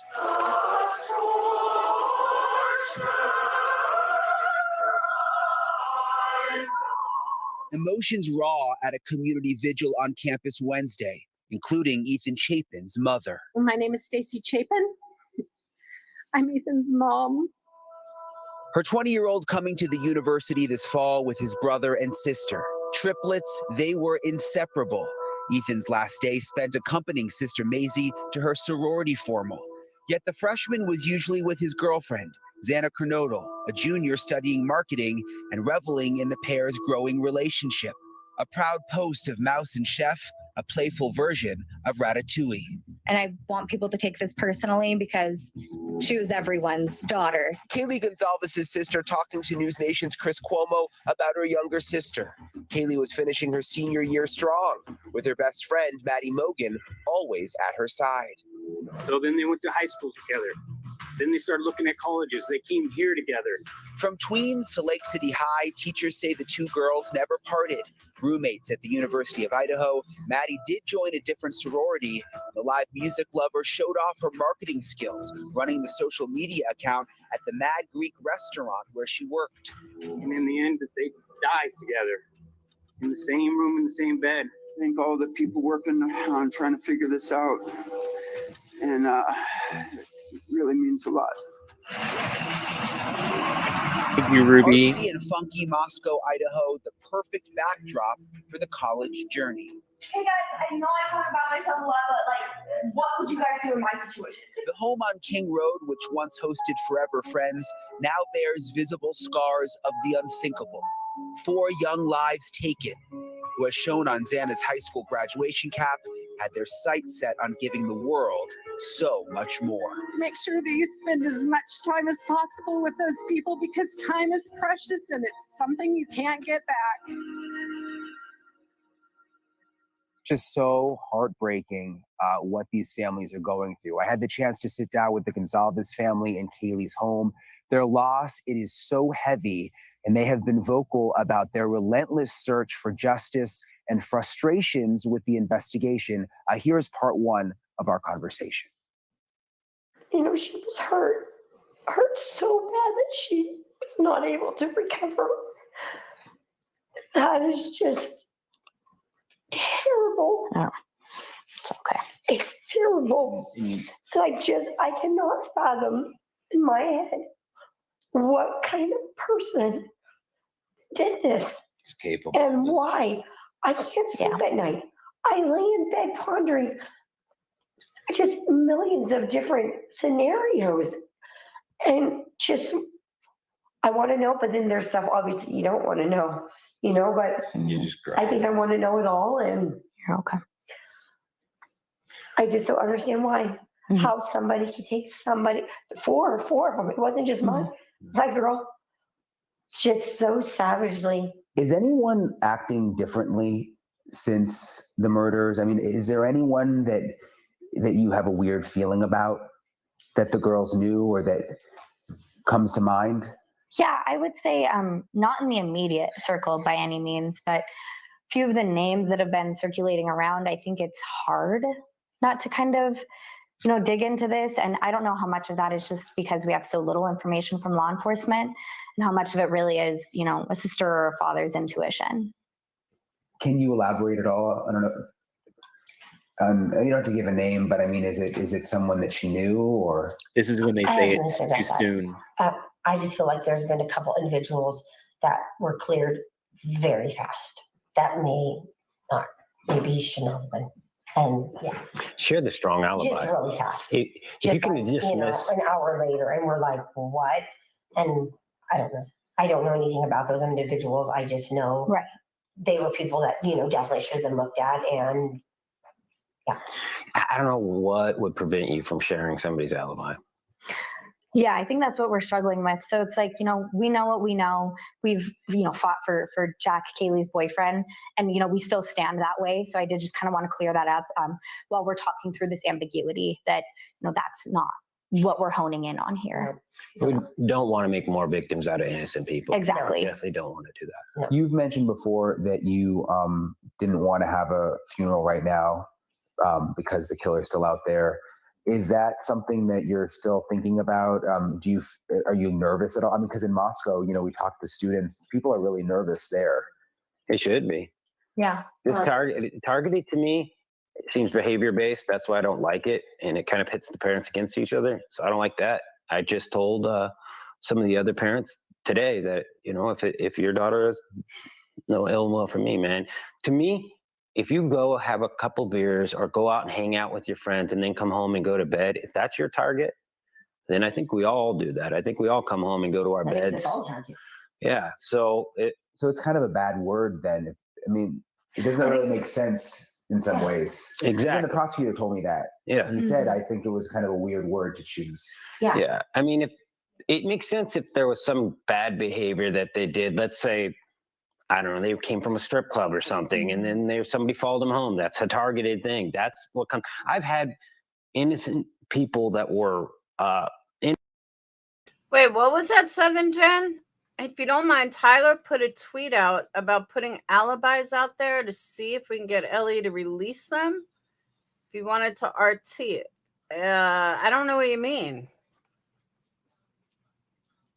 interviewed that were their neighbors, and they said, I'd be a lot more scared if it wasn't targeted. Yeah. Because I'm not doing anything to target me.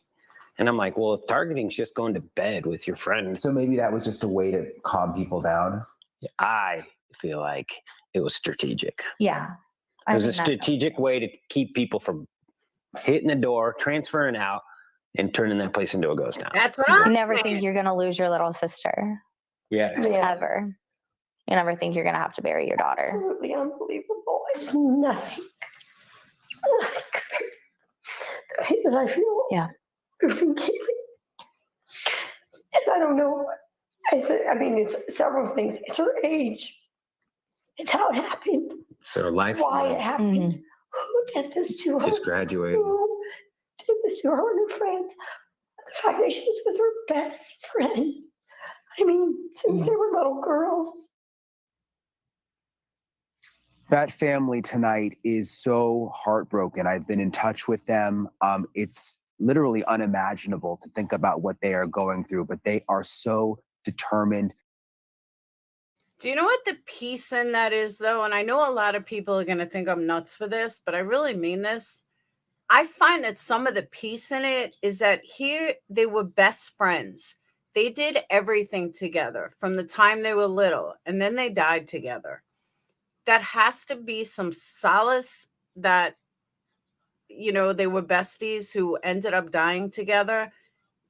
Different than if one of them died and the other one survived without their bestie. You know what I'm saying? I don't know. I know people don't think like that, but there has to be some kind of solace in that. To find this killer, and they say they are going to keep the pressure on the police until that happens. Okay, coming up, we're going to talk more about that breaking news that we learned about just tonight about the condition of the bodies. We are live tonight from Moscow. He makes the funniest facial expressions, I swear. I'm talking about Tyler, not him. Go, Idaho. Live. Up next, Xana's mom breaks her silence for the first time.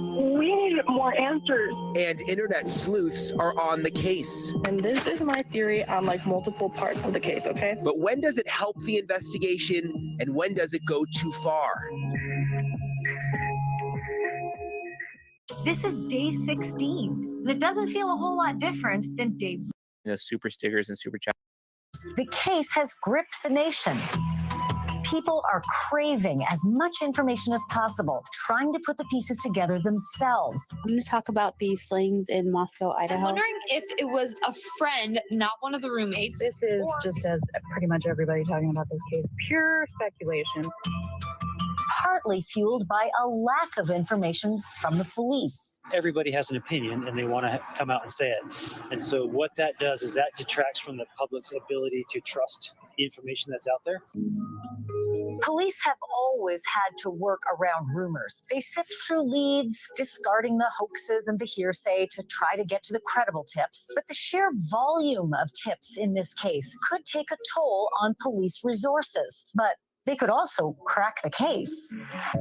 Nearly 500 digital media tips have come in to an FBI page dedicated to the case. The Moscow police are on rumor control, both on their website and during their news conferences. Often, the rumors get started on social media. Okay, I have no like qualifications to be speaking on the Idaho murders other than the fact that I just have been keeping up with them. And this is my theory on like multiple. Hey, Betty and Olivia, notice you're not on there. Same thing with Dolly. They didn't take you. You big super YouTubers that you are. You're not on there, Olivia. I guess they don't think that you're that big of a YouTuber. In your own mind, you are. So, okay, I'm not going to watch this whole thing again. We just watched it.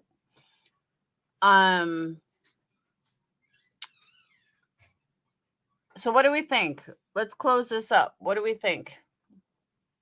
And Jamie, I did get your emails. Let me take a look. Hold on.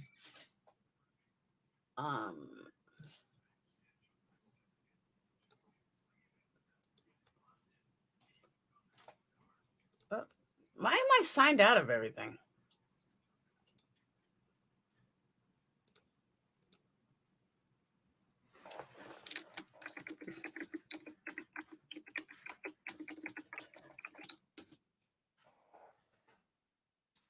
And it says, which one is the most injuries? Perhaps the target. Maybe. All right. DNA links.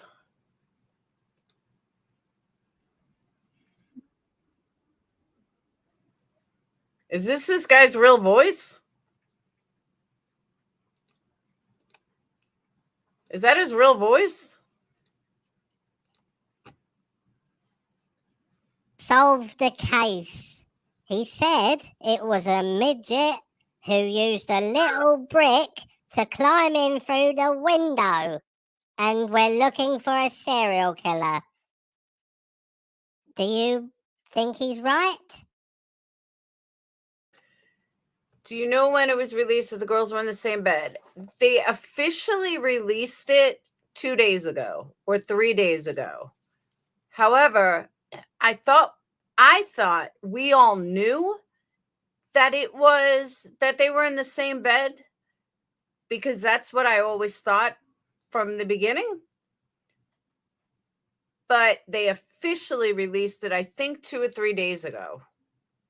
But thank you for the super chat. Again, the Winter Blues leading the super chats tonight. I don't see other people jumping on board. Come on, guys. Jump on that train. Woo, woo. Asked because there was a Reddit post from 11/22 with a disturbing step-by-step theory, and they knew when this one posted.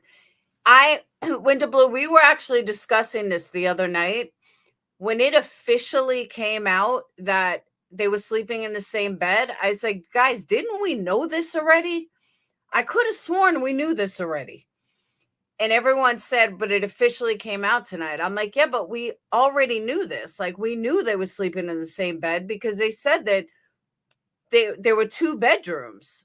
The one with the 2 of them, and then the one with the boy with Ethan and his girlfriend. I'm fucked up on names right now. But I'm like, so didn't we know this? So yeah, I don't doubt that somebody posted back then, back in November. Absolutely would have to. Very impressed by you being able to drive your kid and do all your daily running around and forget all these cases as you travel through your day-to-day life. That's awesome. Oh, you have to garden grow. I told you can't get attached to a case. So yeah, we assumed it, but it officially came out a few days ago. But when the murders first happened, you have to remember, when the murders first happened, they said that 2 people were killed in one bedroom and 2 people were killed in another bedroom. So that's why I thought it was everybody knew that they were in the same bed or they were in the same room. I didn't know they were in the same bed, but it was assumed that they were in the same room when they were killed because 2 rooms were 2 rooms they talked about. So yeah, I wouldn't doubt that Reddit post at all because I assumed the same thing. I thought the same thing. I thought maybe they had bunk beds or something, like they shared the same bed. I mean, they share the same room, not necessarily the same bed, but the same room. Janessa, I did not see your question. Or shall we listen to what Nancy Grace said? Yes. How is everyone? I hope you're all well. So, look, I see this as a little bit of a public service because, look, you can either go and listen to, I don't know, channels that want to give information but insist on doing it spread over the course of an epic film like E.T. or Titanic, maybe. Or you can come here and I can just crack on and get on with it. And you can go back to whatever it is you're doing, who you're doing, maybe. So we crack on. So Nancy Grace. I want to know how these guys have such good lighting when they don't even have light on. That's what I don't know if it's their camera. Hopefully my new camera will make a big difference. But it's amazing to me how good they look without a lot of light. Side note. She's come out and maybe she done a little bit of a slip up. But we'll have a little bit of a listen, Zoe. Here we go. I'll share this with you. So this is, I'm not even going to make you watch the whole video. This is how kind I am. I'm really kind. So I'll actually bring it down so you can actually see it. Like, let's go. Come on. A convicted felon. Winnable, you can email me at perplexeqt@gmail.com. But yeah, it really doesn't surprise me though, because like I said, I assumed they were all in the same, that they were in the same house. And I assumed that they were probably was sleeping together, not in the same house, sleeping together or passed out in the same bed, especially after calling the boyfriend, like the ex-boyfriend, so many times. So yeah, I'm really not thinking there's anything to that because honestly, sorry, I had to pick up Fluffer. I honestly thought the exact same thing. And Janessa, I don't know if it's because she fought harder or if she was a target. I don't know that answer. Why? What do you want? I truly don't know that answer. Why? Why'd you want to come up? Because he's not popping up on APHIS or CODIS. That's telling me a lot about who this is. And so, Nancy, you There say you go. because they would not. There you go. So what she has basically just said is that the perpetrator is not coming up on a DNA database or a fingerprint database. Now, there have been rumors flying about. I'm not going to bring people's names up specifically who are saying it because unless they came to me and said, look, I found this and I want my name spread all over social media, I won't do it. But there has been whispers in the wind that there was a DNA match found across all the victims. So that's what they're testing, the DNA match. And they've obviously put that into the database and they've not found anything on there. Now, don't get me wrong, that could just mean that they're not, or they haven't been arrested and charged or whatever for a violent crime. It doesn't mean that they're not, there's not other things in the history, but there is also other things that are creeping through the woodwork.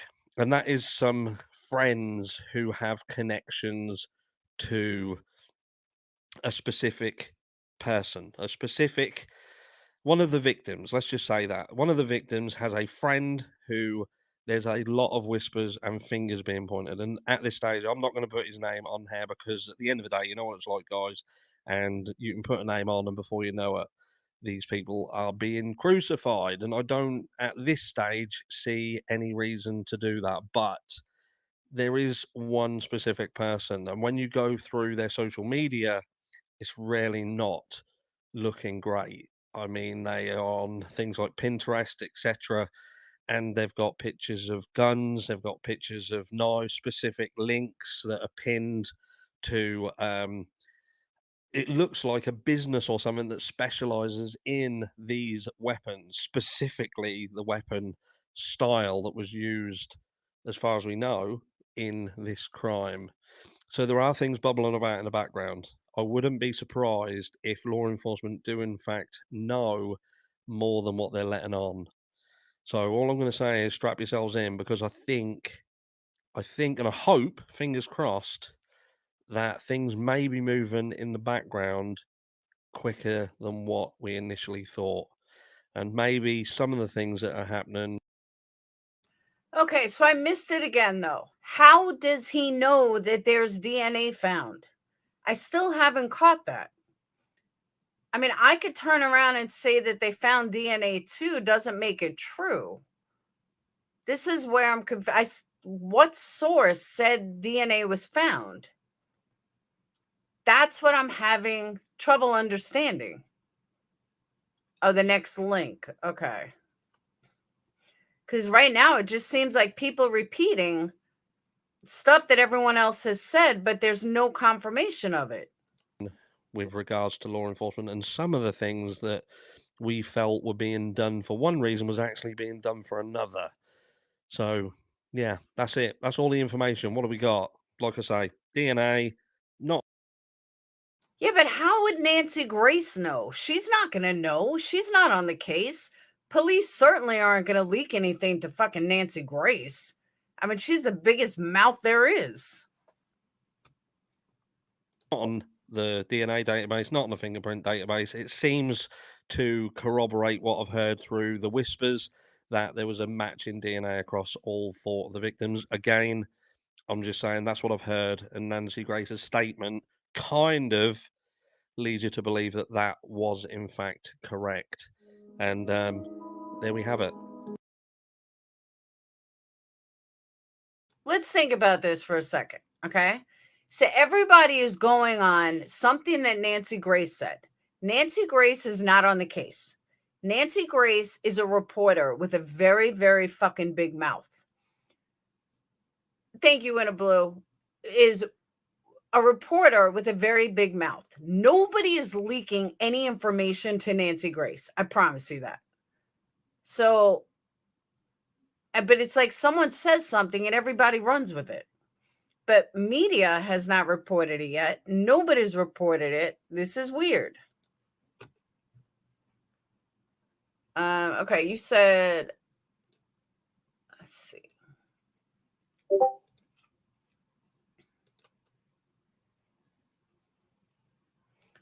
All right.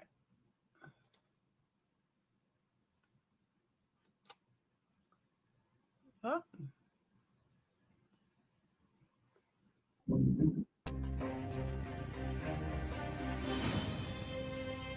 We want to provide as much information as possible, and I think we've been very consistent, and we have said that we do not have a suspect and we do not have a person of interest at this time. We're trying to put all the pieces together, and when the time comes, we will most definitely put that information out as quickly as we can. It's been more than 2 weeks since the gruesome killing of 4 University of Idaho students, and authorities still, as you've just heard, have no suspect, no weapon, not even a person of interest. Fox Nation host Nancy Grace is following the case. She joins us right now. Nancy, it's frustrating because this is such a horrific crime, and people would like to feel like there's some motion going on. We're getting closer to catching the bad guy or bad guys, but it doesn't seem like they're giving us any information. But, you know, cops don't always reveal their hand because sometimes they keep stuff back to eventually catch the bad guy.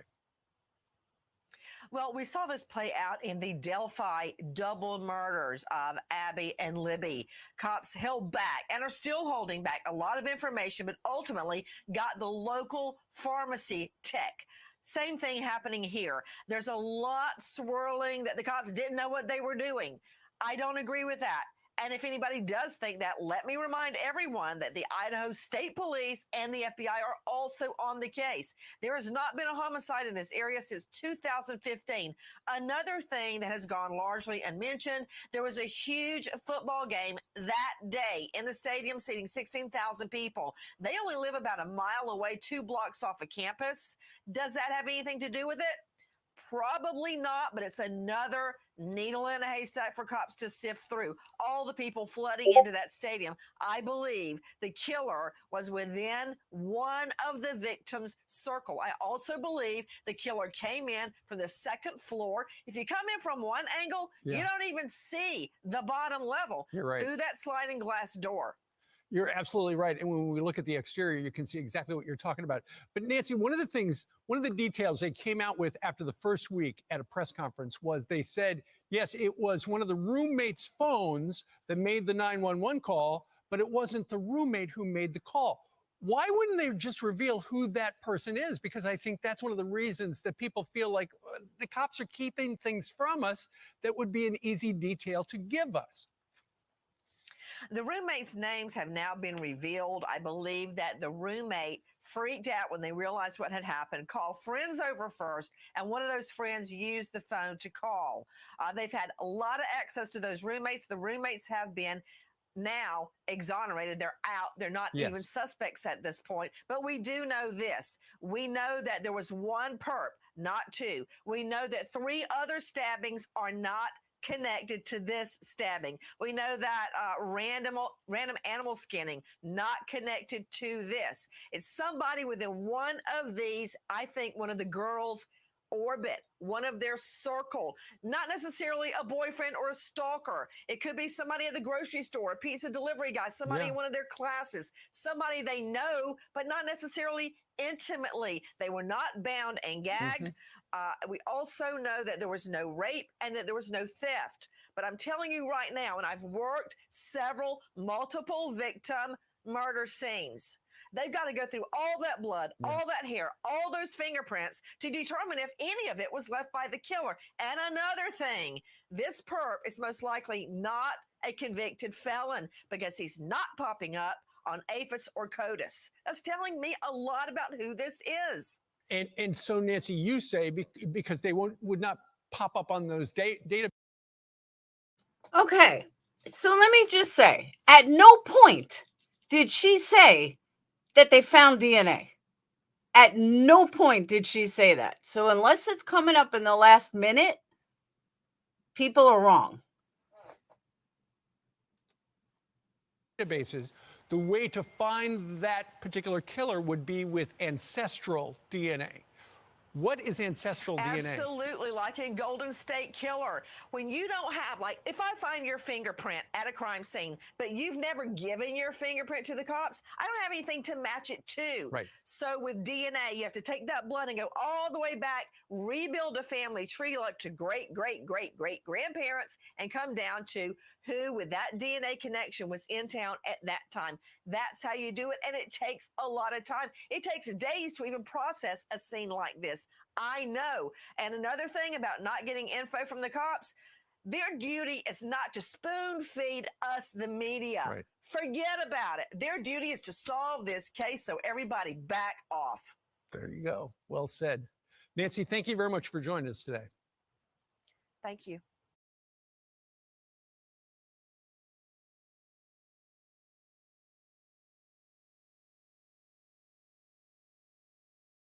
No, Jamie, I think people heard what they wanted to hear and ran with it.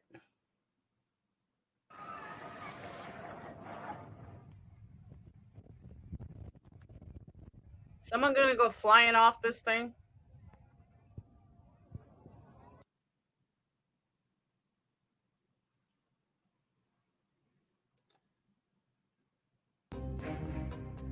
Three other stabbings are not connected to this stabbing. We know that random animal skinning, not connected to this. It's somebody within one of these, I think one of the girls' orbit, one of their circle, not necessarily a boyfriend or a stalker. It could be somebody at the grocery store, a pizza delivery guy, somebody in one of their classes, somebody they know, but not necessarily intimately. They were not bound and gagged.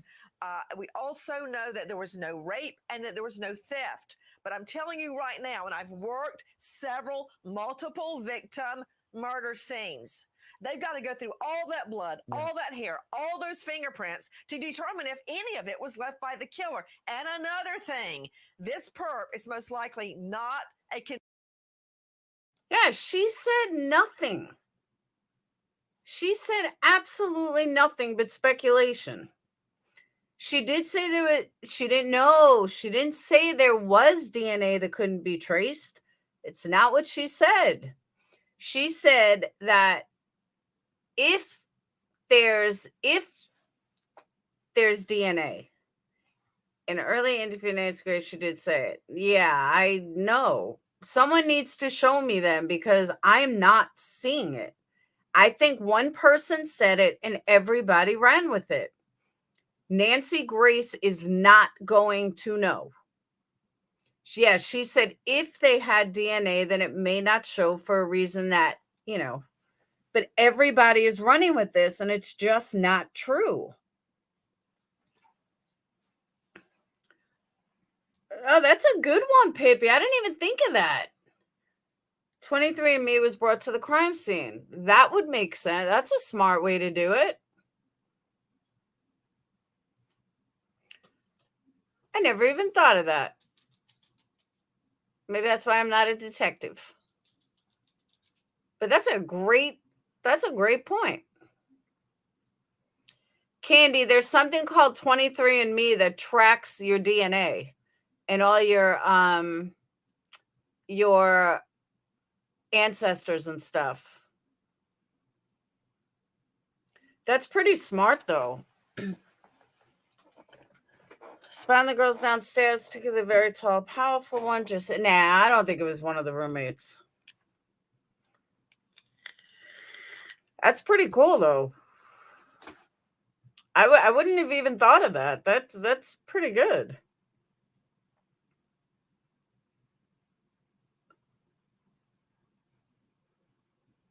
That's crazy.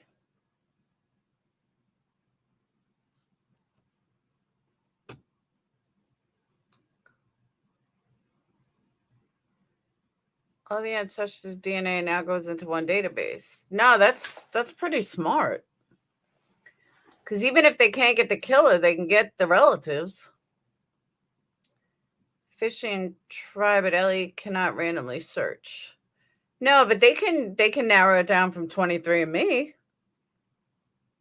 They could see who fits a profile. Is it someone in their family? Anyone that goes to, I mean, you can really track it down. That's pretty smart.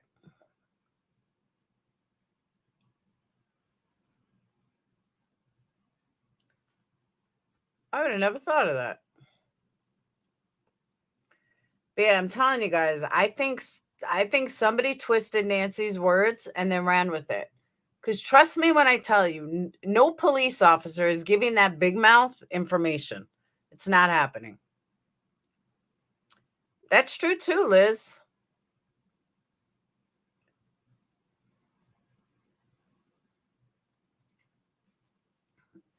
I agree, Jamie. I can't stand her either. See, but even on Ikmel's channel, no DNA was found in database. But I'm telling you, somebody went ahead and twisted her words and ran with it. And everybody ran with it. Nancy just said they could use ancestry like they did in the Golden whatever killer case, but it will take a while. I'm telling. That's what I think too, Janelle. I think it's pure speculation. And somebody ran with it. I really, truly believe that. Unless someone shows me where a police officer said it. Because again, nobody's giving Nancy Grace inside information. I promise you that. It's not happening. She is not liked enough.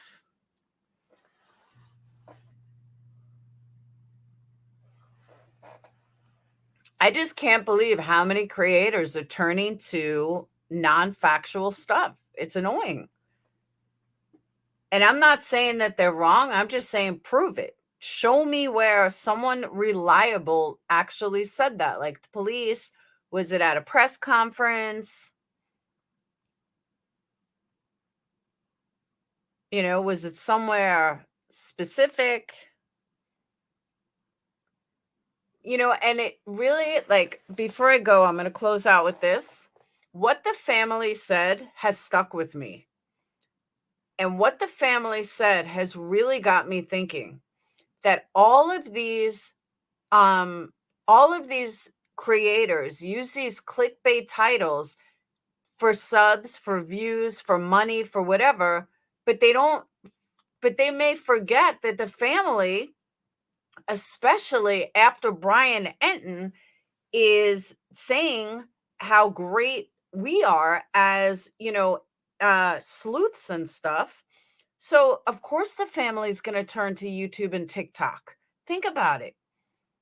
If here's a reporter that's interviewing you that you totally respect is, telling you these internet sleuths solved another crime, and you're at a wit's end trying to figure out, like what happened to your daughter. You're ready to hire a private detective because you're not getting any answers. Think about it. And then all of a sudden, this reporter tells you, check out, the internet sleuths are really good. You even put them in your special. They're looking at TikTok, guys. They're looking at YouTube. They want answers. Don't do clickbait titles. It's not fair to the family. And I'm telling you, honestly, it bothers me. Now, hearing the parents say that, it really bothers me. Like, guys, stop with the clickbait. It's not fair to the family. All right, Madison's weird last TikTok with Dylan. Please play it on Jonathan Lee's channel 2 hours ago. You gonna make me play him again?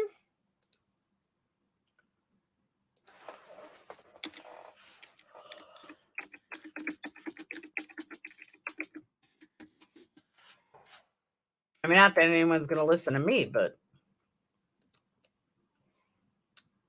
Dylan and Maddie together in Moscow, Idaho, that one? Or the one before that? He's got two of them. One is Dylan Mortensen, roommate, Moscow, Idaho. The other one is Dylan Mortensen and Maddie. It's sensational.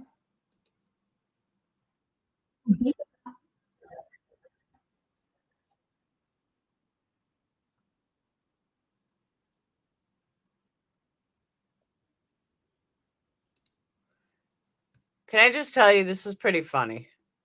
Look at his background. You just got to laugh.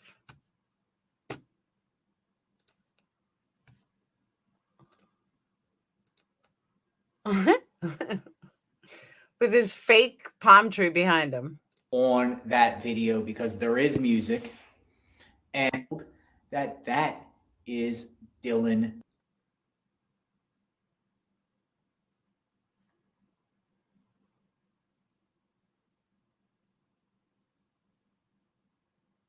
So that video shows a different appearance from Dylan Mortensen that we've been seeing in the media. Have said, do you think they said that too quickly? Too quickly, because the mother of Kaylee, one of the victims, some people too soon.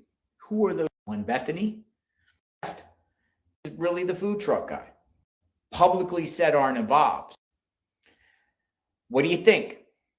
Subscribe to my channel, like his Dylan Mortensen be looked at. I know that Dylan Mortensen and Bethany, the victim, talk. Conscious person, and why did it take so long to report the bodies? Why did you make me watch this? This is the biggest crock of shit I've ever heard. This is JLR back to his same old bullshit. Exactly, let's go. That's what it looks like.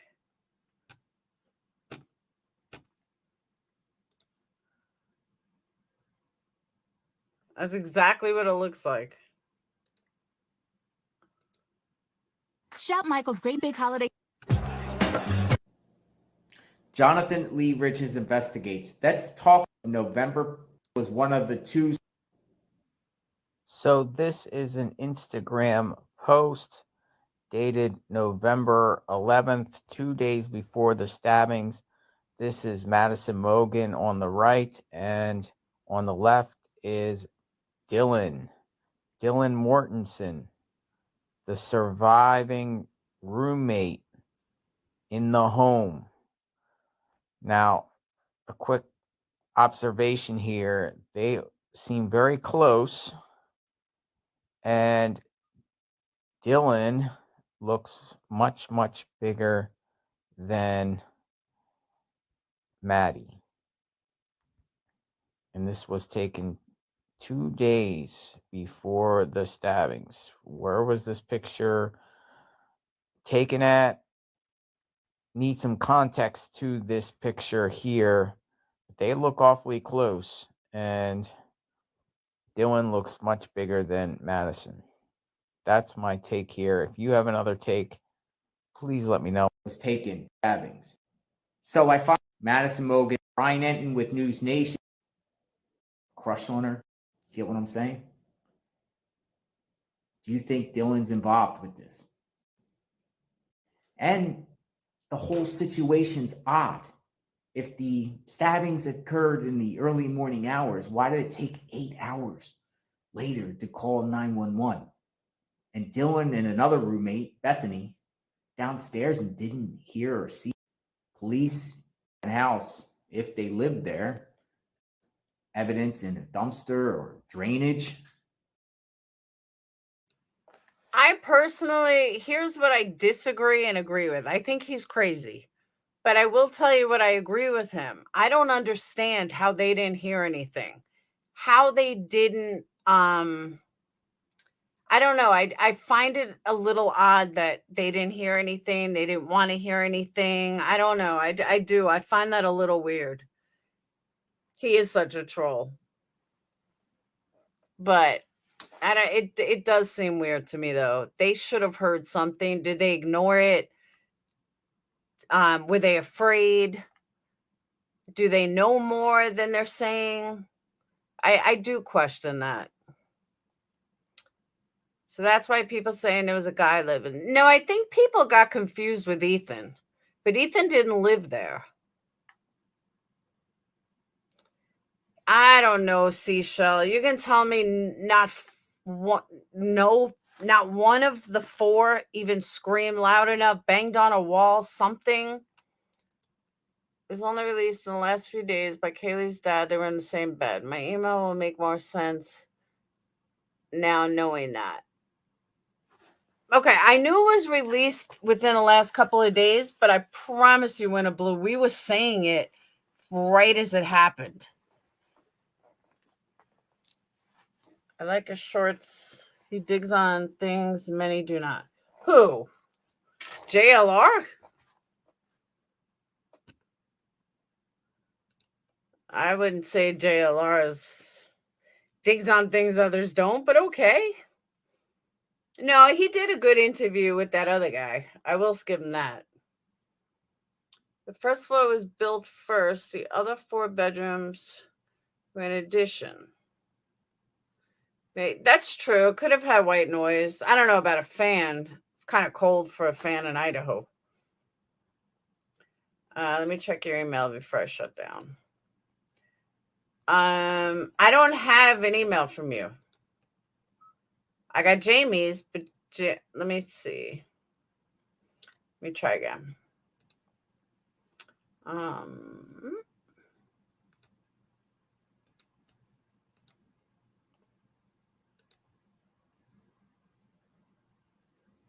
Yeah, I don't have an email from you, Winter Blue.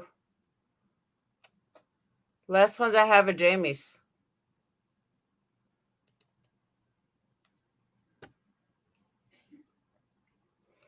Let me try spam.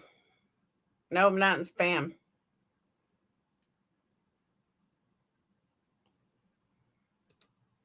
Delete.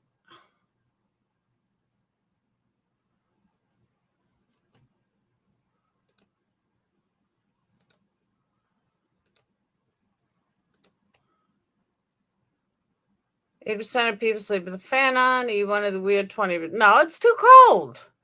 It's fucking 30 degrees here at night. Who's sleeping with a fan? Could have been windy. Father said they were in the same bed and they were cremated and their ashes are together. But I'm saying I knew they were in the same bed. We all knew they were in the same bed originally. I'm telling you, we all knew it. April, you're a better woman than me. You need a poll? I need to get off. I got to make some candles.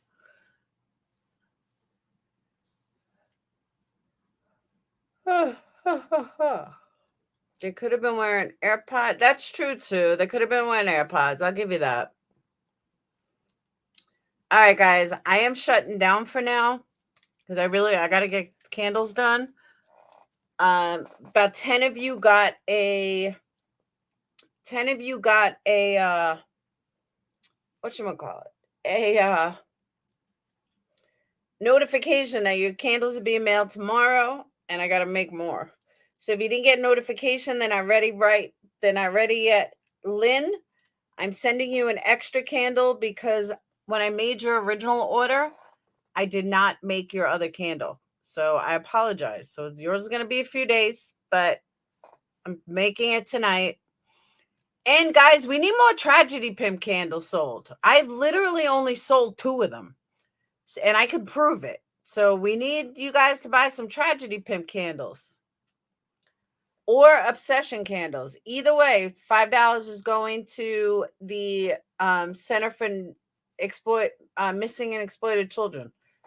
But we need to sell more of those candles. So get your Tragedy Pimp candles. All right. I will see you guys tomorrow, 7:30. And that's it. I'm glad I went live tonight. I was really going to cancel out. And then I'm like, no, my back hurts anyway. I need to relax for a little while. So I'm glad I went live. But again, tomorrow night, 7:30, and I will see you guys later. And Bad Wolf, you still have my number? I want to know what you were talking about before. So good night, Kayla. Order one tomorrow. I'm telling you, we need to sell a lot more of the Tragedy Pimp candles. So, all right, I will see you guys later. Have a wonderful night. Peace out. And thank you guys for super chats, PayPals, and spread the word around. Like, stop with the clickbait titles. The families don't want to hear it. They don't want to see it. It's only disappointing them. And I think it's terrible. I really do. I think it's horrible with these clickbait titles. So, all right. I'll see you guys later. Peace.